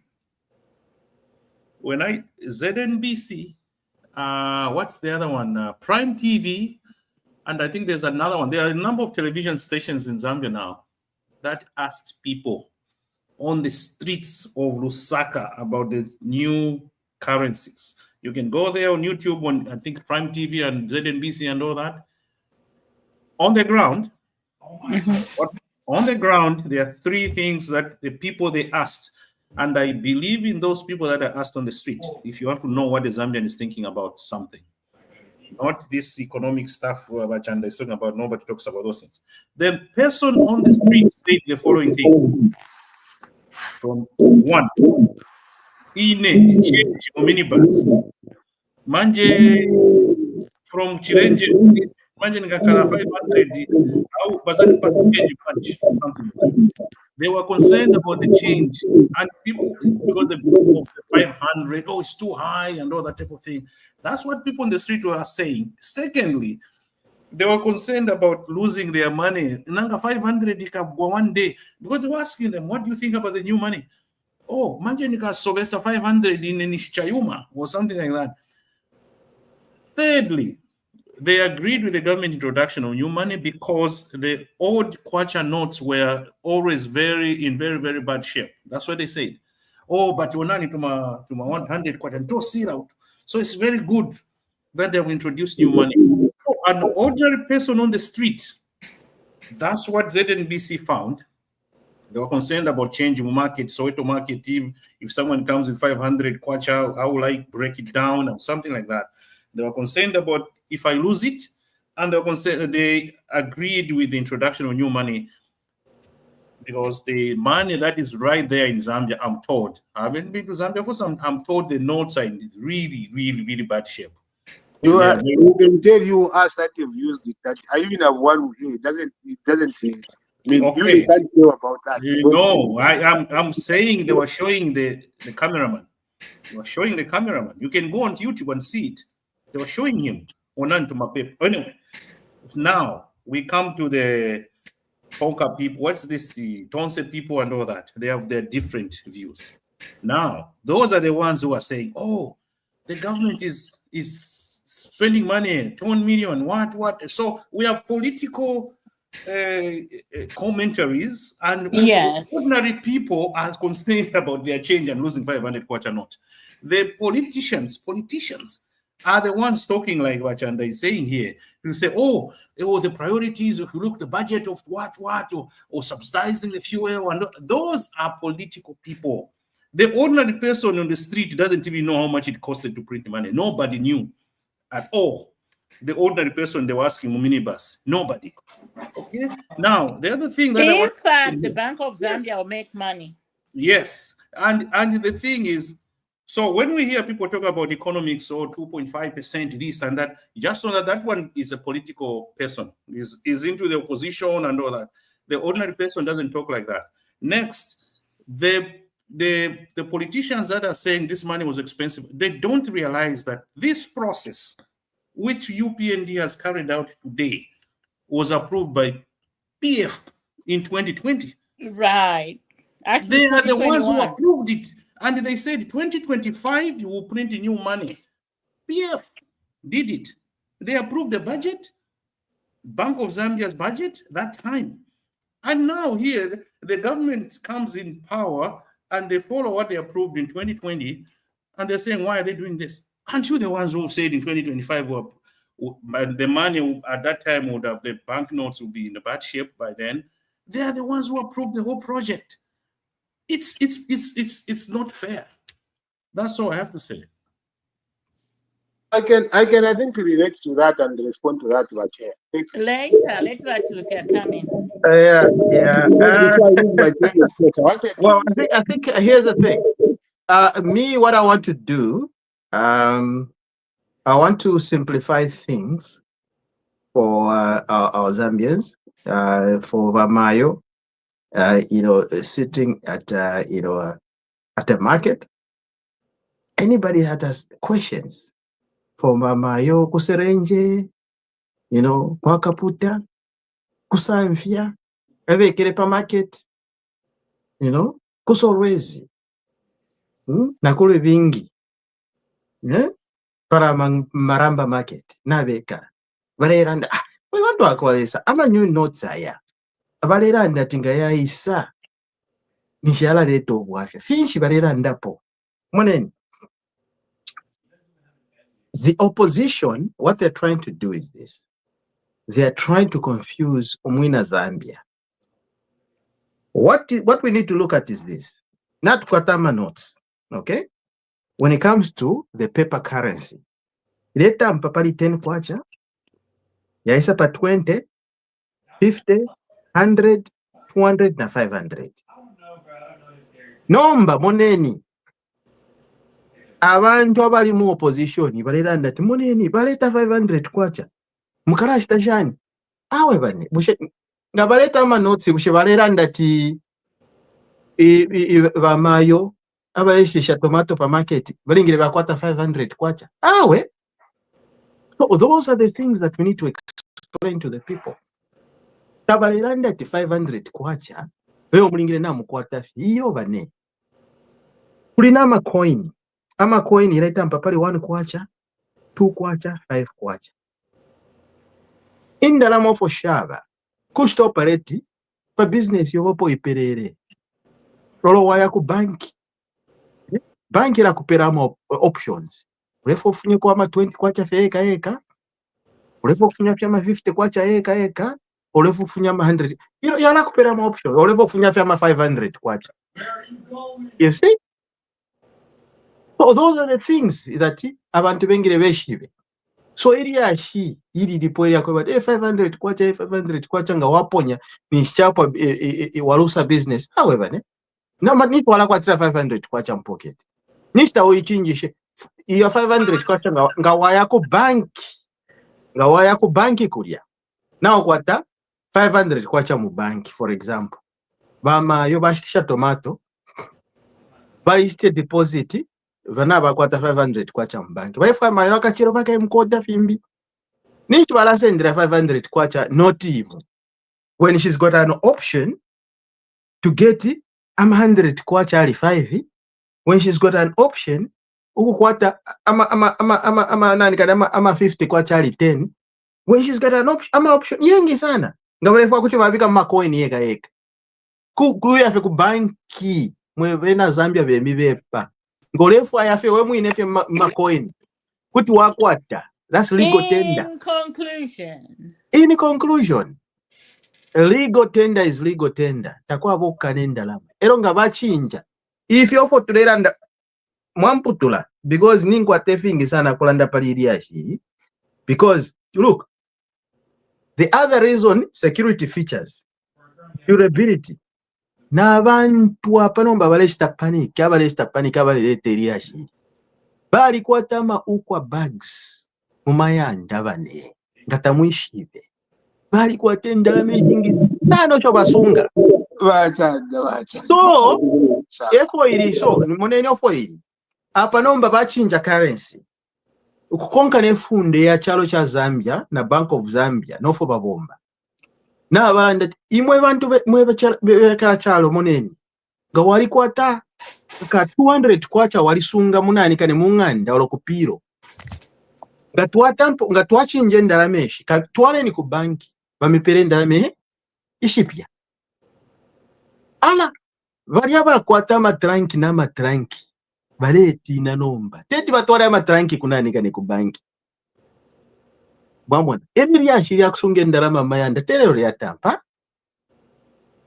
yatampira kale nga kuko nkate conclusion bavera bakalinda na conclusion ye. So anyway, so efo iliryashi abantu baletina okuya kutwala endalama ku banki baletina problem ilipo baletina okutwala endalama ku banki our beloved President PS mwamona baletina endalama okuya nkutwala ku banki elipo elyashi nga mwayikonka fe bwino ndemyebe ekishinga mukamune fyala akitikapa abantu bakalaza sara enda fe awe bane nalisungira endalama nalishikire ku famu you know but barefira okutwala ku banki.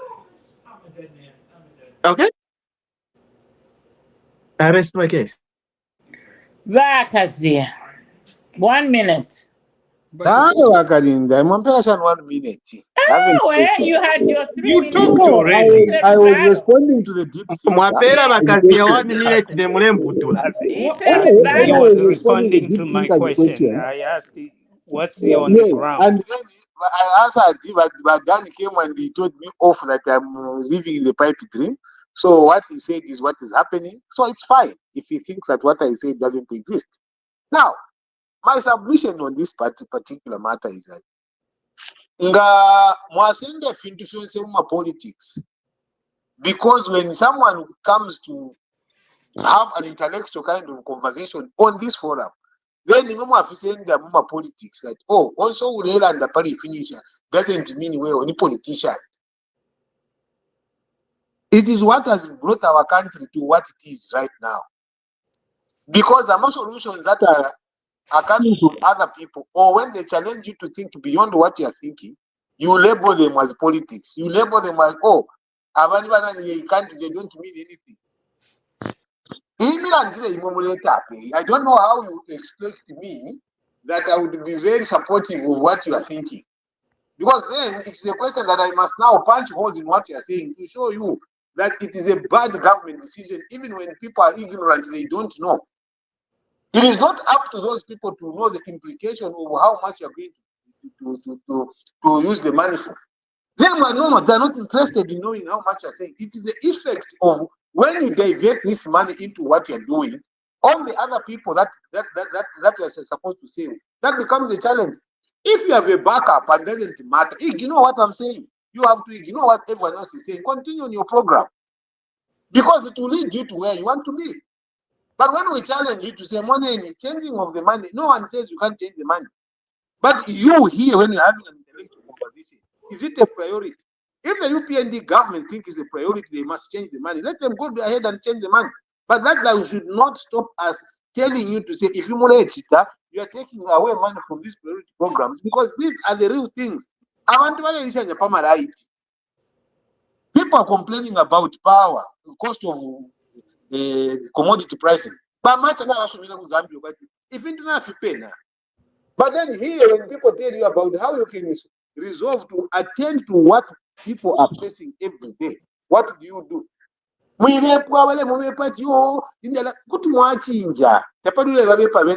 fact that you can do whatever you want to do. Bakazia. No, the question was on the banknotes. That's what we need to be focusing on. I want to be very clear with my colleagues that are here. So that when the people say give banknotes, if you heard what I said I do not personally have a problem to change the money. You can change 1,000,000 times. But the question that you have to also know is that what is the cost? Is this a priority? Before Vakalinda disturbed me, I had a point, I had an answer for you on that point. Can you keep quiet? This is what you tell me when I want to interject you. What is that step, Vakalinda? No, we are on a time limit. But we need to realize it was my time and you didn't give me enough time to exhaust my point. Over 3 minutes. We gave you 5. I gave you 5 minutes. Which is failing to deliver on a few things, to sugarcoat things. When things are wrong in the country, Paropa Forum, what I've known Wakalinda and Wadipo, we have said we will say it what it is. We will respect we agree. You can't say people on the ground you said $10 million. Who told $10 million? I'm saying if I go by the person on the street, Danny, can you keep quiet, Danny? What is your problem now? You are telling other people to keep quiet. You can't keep quiet yourself. No, stop bullying me here. I want to make my presentation. Go ahead. You have 1 more minute. You are giving your ideas and you are dreaming about what you are dreaming. You are allowed to dream on this forum. You can say whatever you want to say, and it must be respected as such. So you are respected, you are protected. Go ahead, please. Yes, I have got done and others that even when we discuss. This is why we go over, because of these side shows. Let's stick to the point at hand. My point, Vakalinda, on the money, I do not have a problem. They can change the money whatsoever they want to do. But is it a government priority, and how does it affect the bigger picture? The issue of UQA bags, they have 1 year to transition. So if people have UQA bags, they will still get their money changed by 1 year when the last currency will be gotten, because you can't get all the money in 1 month. It's a year's thing. It's in the statutory instrument when you change money.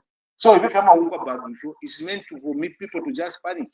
If someone has a UQA bag, they will be given enough time to take the money to the bank. Yeah, we know that. Yeah. So if you have UQA bags, even the current ones have ask Kavina Tabukawana where they kept the money for Central African Republican Clinic, 3 million. Don't worry about that. Worry about your 10 million that you've claimed. No, worry about that as well. Don't worry about what I'm saying. Worry about the other things as well. I'm telling you. You shouldn't be telling me to worry about something. Then I also tell you what to worry about. So we should each other worry about each other. You worry about yours. Let's get back to the topic. In conclusion, Makazi. It's difficult to have a conversation when you are constantly interjected and But you see, the problem is, Bakazian, when the others are talking, you interject. But you always Eh, come and they Bakazian. talk, I keep quiet. All of you have the same issue. When the one person is talking, you interject. I'll give them the taste of their medicine. Let them come and talk here now. Okay. Okay. And again, let me just reiterate the rules of the game is if somebody's talking, we all keep quiet. No interjection until when it's done. That's just the way we need to communicate. Anyway, are you done? Bakazi. For now, I'm done. But I don't Okay. want to- All right. Let me just also read this note that came through WhatsApp from Masiliso, who's our regular out of Zambia. And he says, good to introduce new banknotes, but what is very cardinal is the strength of the currency. I'm concerned how the Zambian kwacha is eroding against the US dollar until we begin to produce and export so that there is really value in our money. The new notes will just be impressive to look at.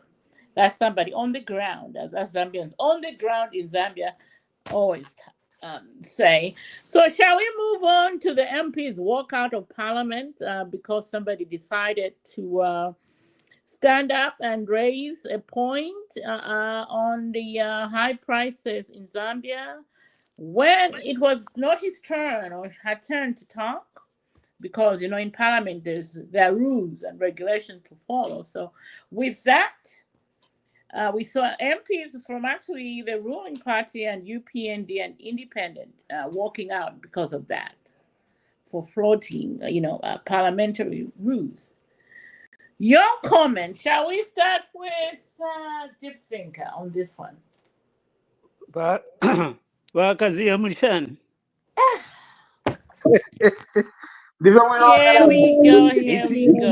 It's you and me because the last topic I wasn't asked to speak, but I'll let it go. Hello? Didn't speak. I thought you were the first person that I called upon. No, I asked for clarity.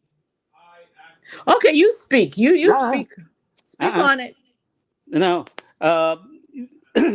The story about UPND walking out of parliament, I didn't read up on that one or understand. So I want to learn what really happened in there. So I'll yield my time to the people, some people to discuss it. So Let's Batrufia tell you what happened. He has all the details. Batrufia. What's the question again? What is it? He wants to know what happened with the MPs walking out of parliament. What the issue was. Well, the issue was this. I think one member of parliament from Lunte, he asked, or he posed the question. According to the laws or the standing orders, there are certain ways, there are rules and regulations in which you present questions. Okay, so what he did was he said, we want to talk about the economic situation in Zambia. Okay? Mm-hmm. Economic situation in Zambia. In that effect, can I help you to put that one in the background if it's okay with you? Okay, go ahead. Yeah. So I did think in parliament, their parliamentary debates go on until there is a process of adjournment. And to adjourn, you don't just wake up. It's just like the way the same board meetings where the motion to adjourn is raised and then people adjourn and then they go. So at that point in time, the Lunte member of parliament raised a question to compare with the parliament to discuss ways of addressing the cost of living, which was skyrocketing. Yes. So he raised that point. I don't know if it was in a point of order or it was a point of submission that was there. But at this point in time, it's like the agenda item is exhausted. Therefore, they need to raise, if you want to raise that, it's like the way we discuss here. Now, if there's something that is very cardinal, we say, okay, let's first go offline and then we raise a point, and then we discuss it maybe away from the bigger time. But then, Lunte Member of Parliament wanted it to be discussed there, and then to say, they are struggling. But I know that you used obviously the political language around themselves to say they are struggling. Therefore, I want to raise a point there whereby you, since you failed to actually address the cost of living, let's sit down here in this parliament, find ways of addressing the cost of living that is affecting the people out there. The members of the UPND did not like that. That is how they walked out, and there was commotion, and you've seen some videos around that. And then after that, they left. When they left, then the issue of now the members of the Patriotic Front within Parliament came out to address people to say, what kind of people are you? That Point of correction. Point of correction. Point of correction. Point of correction, Makazia. UPND, Point of correction. Independents who walked out. Independents walked out. PF walked out. PF members of parliament walked out. Okay, so you need to ask yourself, why did all these members walk out? Can I rephrase that part for the deep thinker? So when that happened, the UPND members of parliament with the ministers went out. Some independents left, and some of the PF UPND aligned members of parliament that vote. Let me finish. In parliament, you can choose as a PF member of parliament, you can choose to align your vote, which means that when there's a motion that comes, you can choose to vote with the government in power. There's nothing wrong. So you can say, even if I belong to PF, but I'm aligned on this particular matter with UPND, you can go out with them. So that is a group that left with the UPND. So that is what brought the conversation. Unless I've misrepresented myself. Can I come you said aligned to the UPND. They are not aligned. They were just doing the right thing. Okay, they were just doing the right thing. I mean, if somebody, if it's a Patriotic Front member of parliament, and he has the deep thinker wanted to get the background. No, whether they did it right or not. All right. That's the background of deep thinker. Can I come in, please? You people got it wrong. Can I come in, please? I just want some understanding. Go ahead. Bring your insight. Our MP explained this in very plain language. Dr. Musanje explained what happened. And he wrote that on the Mbawala constituency website, clearly. Now, I'm reading this to everybody. In Parliament, there is a procedure, under parliamentary procedures, there's what is known as motion after adjournment of Parliament.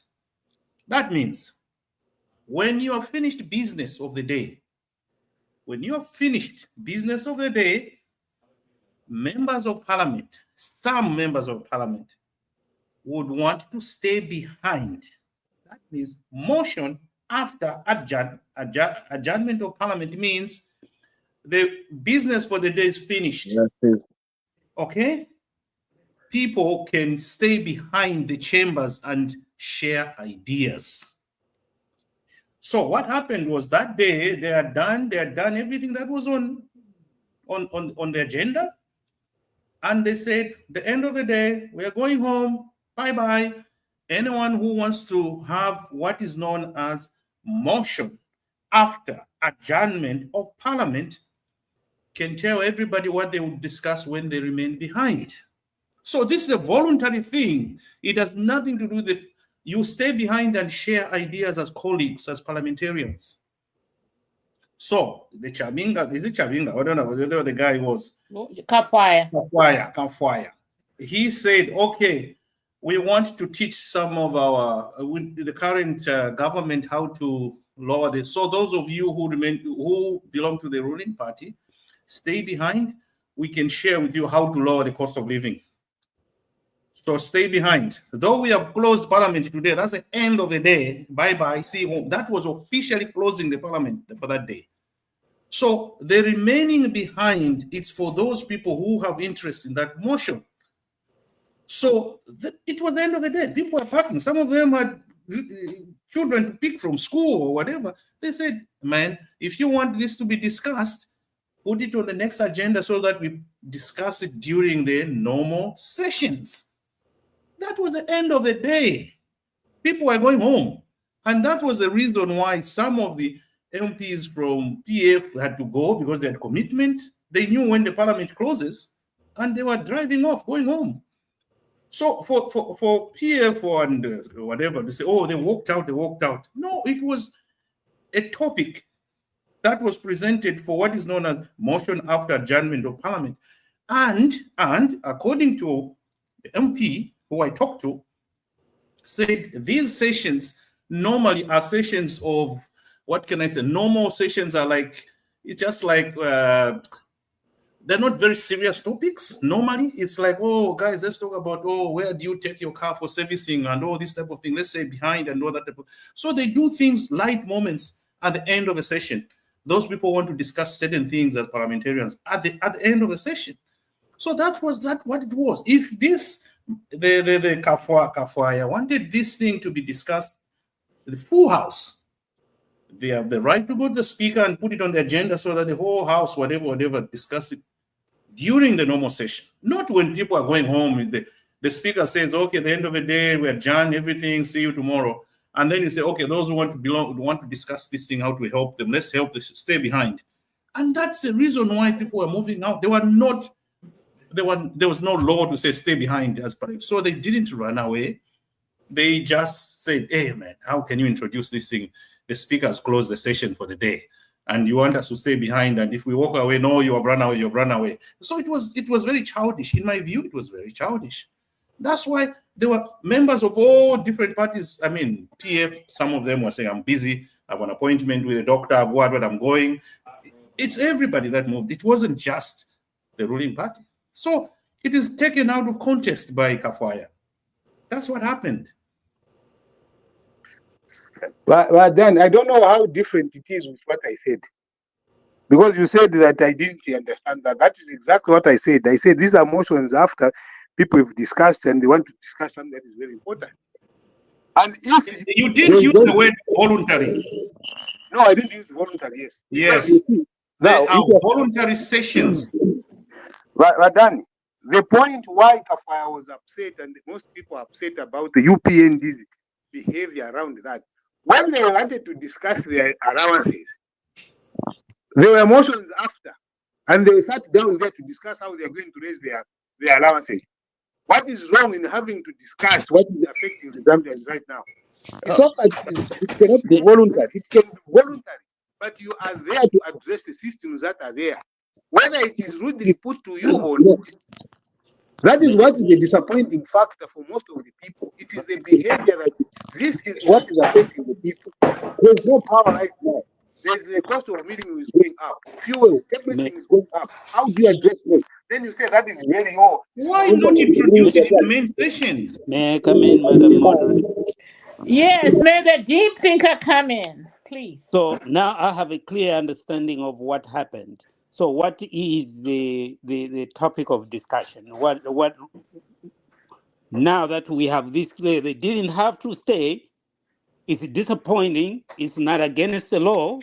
They have to go, right?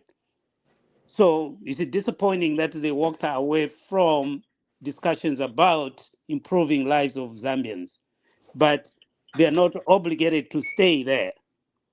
So now, what's the topic of discussion? Having that background. Bachilufia, ask the question. Bachilufia.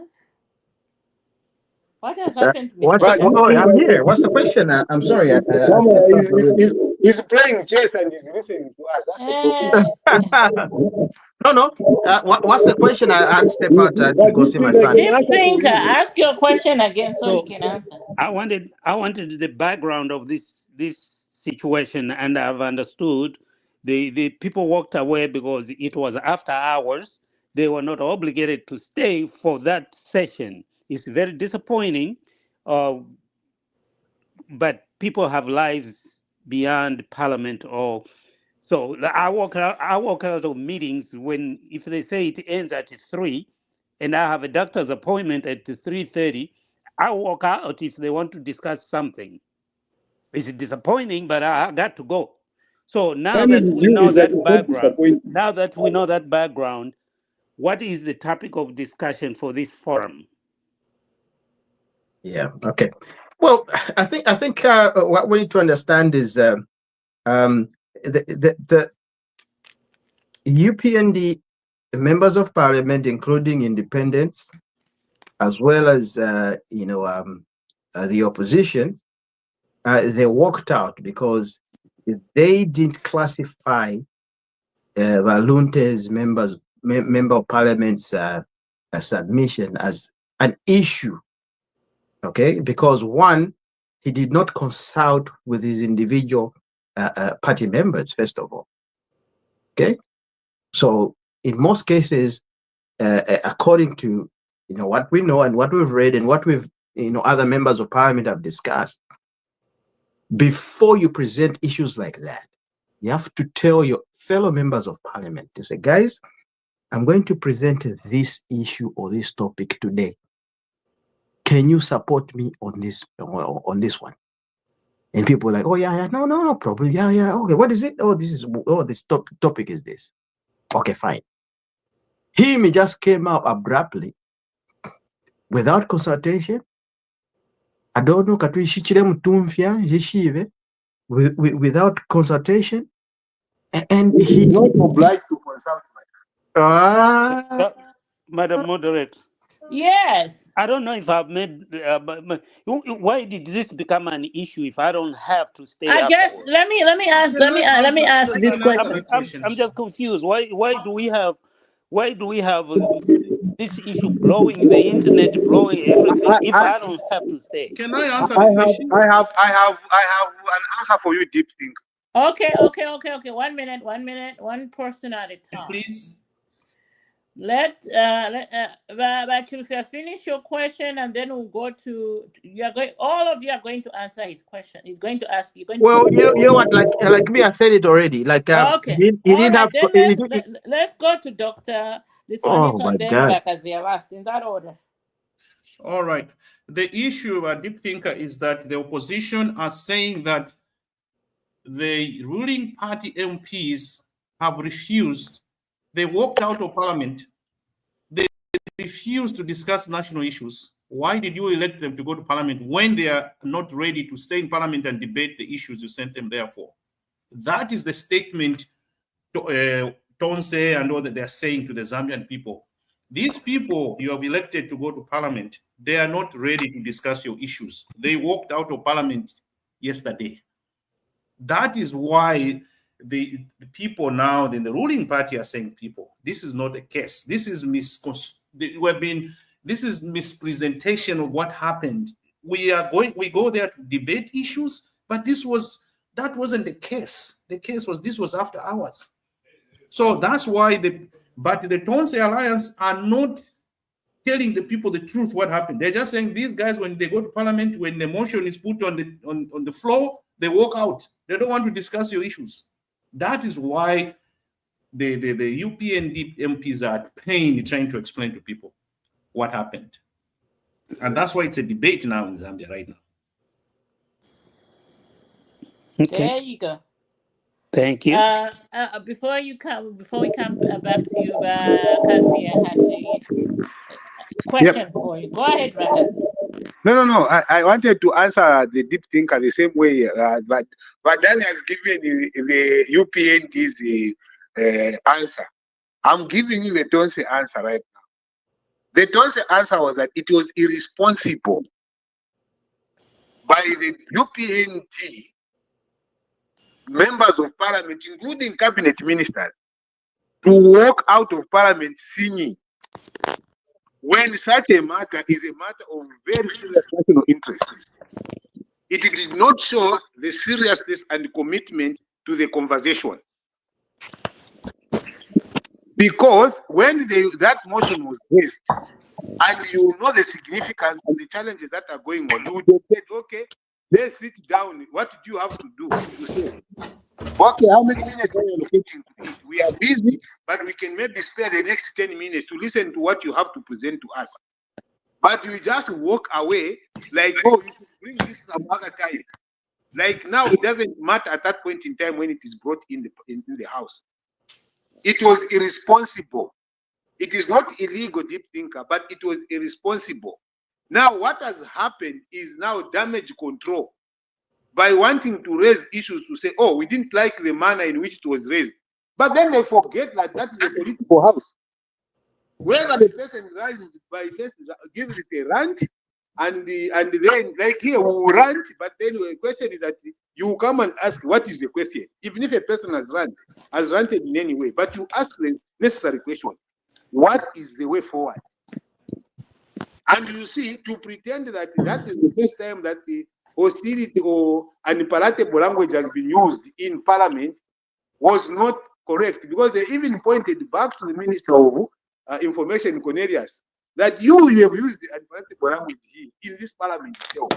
So for me, UPN did not play the politics right. They were cornered in a political move, and they got caught in that political move. Because to just walk away from that kind of conversation, which everybody is looking out for, was political suicide. They should never do that again. More importantly, that they are the ones governing. When you are governing, you have a big head. So people will come from different angles to bring you to that.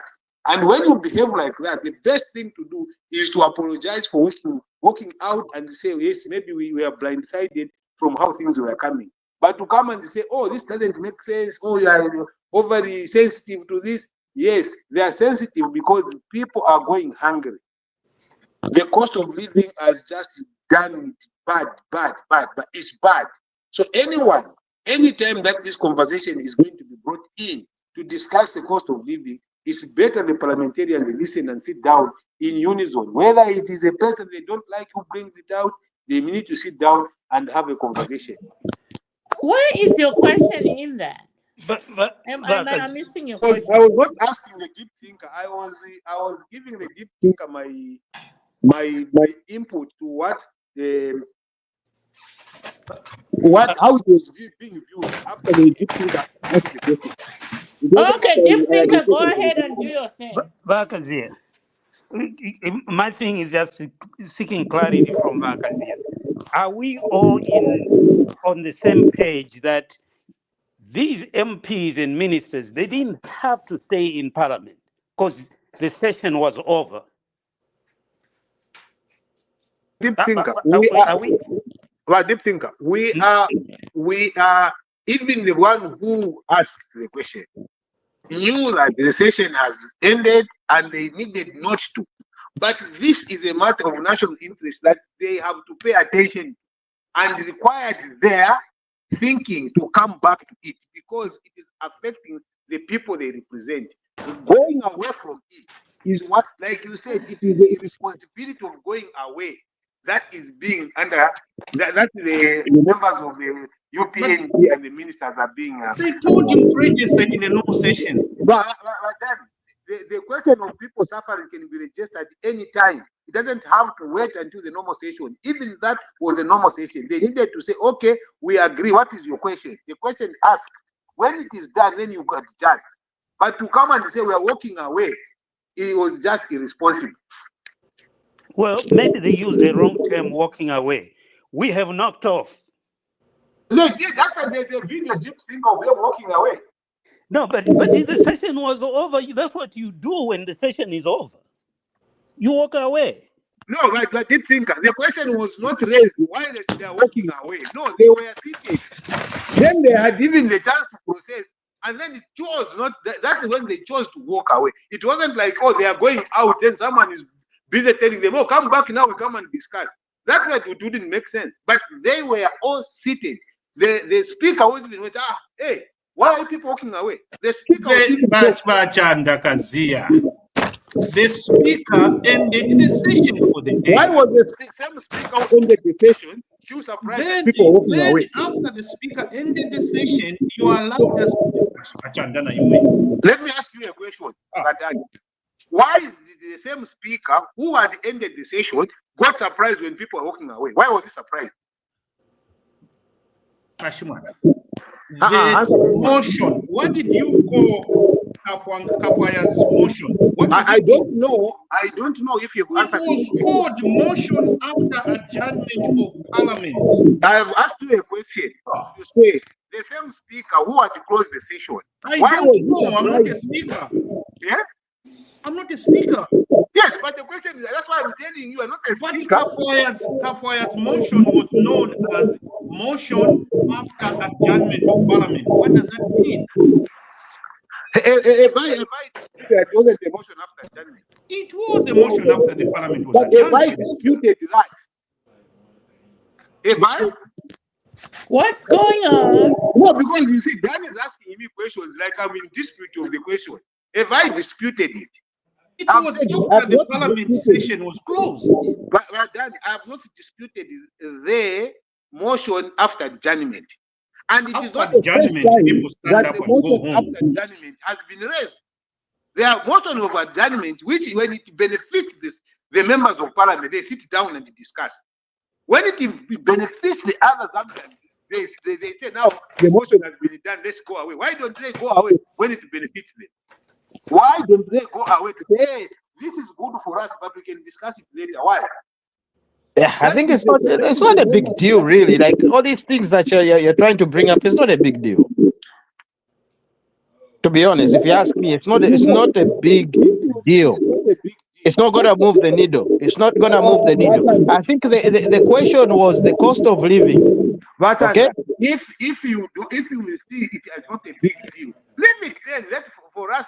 Okay, no, but here's the thing. If you listen to what I'm saying, is this: the question was about the cost of living, whether they walked out or walked in or whatever. The topic will forever be there, of which it can be discussed at length in other parliament sittings. Okay, so that is how you mislead members of parliament. No. Here's what I'm saying: is this? I have a question for you after this. The cost of living, okay, it can be discussed and it can be brought up to parliament, and members of parliament, especially our team, the European government, can explain to you. I mean, sometimes you don't even have to raise questions like that because you can able to see for yourself what's happening in your own constituency.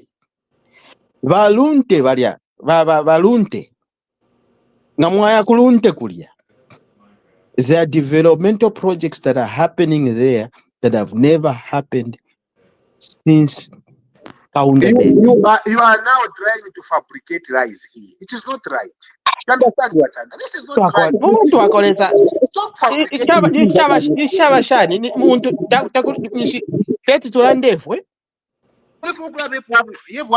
You see? No. When was the last time? Ngamwaya kulunte. I drove through that. Moderator, please stop these guys. Let's go. All right, people. This is what I was talking about. I'm tired. At this point, it's 4 hours, 7 minutes. We are not even going to have the run. Let's just close the show today. Shall we?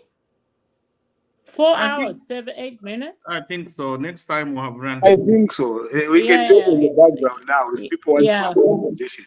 Yeah, I mean, we started at 1 o'clock. It's 5:20. It's motion after adjournment of the parliament or Yes. session, whatever they call it. All right. On that note, we come back again with fresh Arsenal, topic. we didn't even talk about Arsenal. There is no rant today. There is no rant today. No Arsenal. Yeah, we have no time to talk about Arsenal today. Let's just end the show, and we will link up next week at the same time, 1 o'clock. All right. To our viewers, thank you for watching, and keep watching these videos as we post them on our Facebook pages, on YouTube, and share.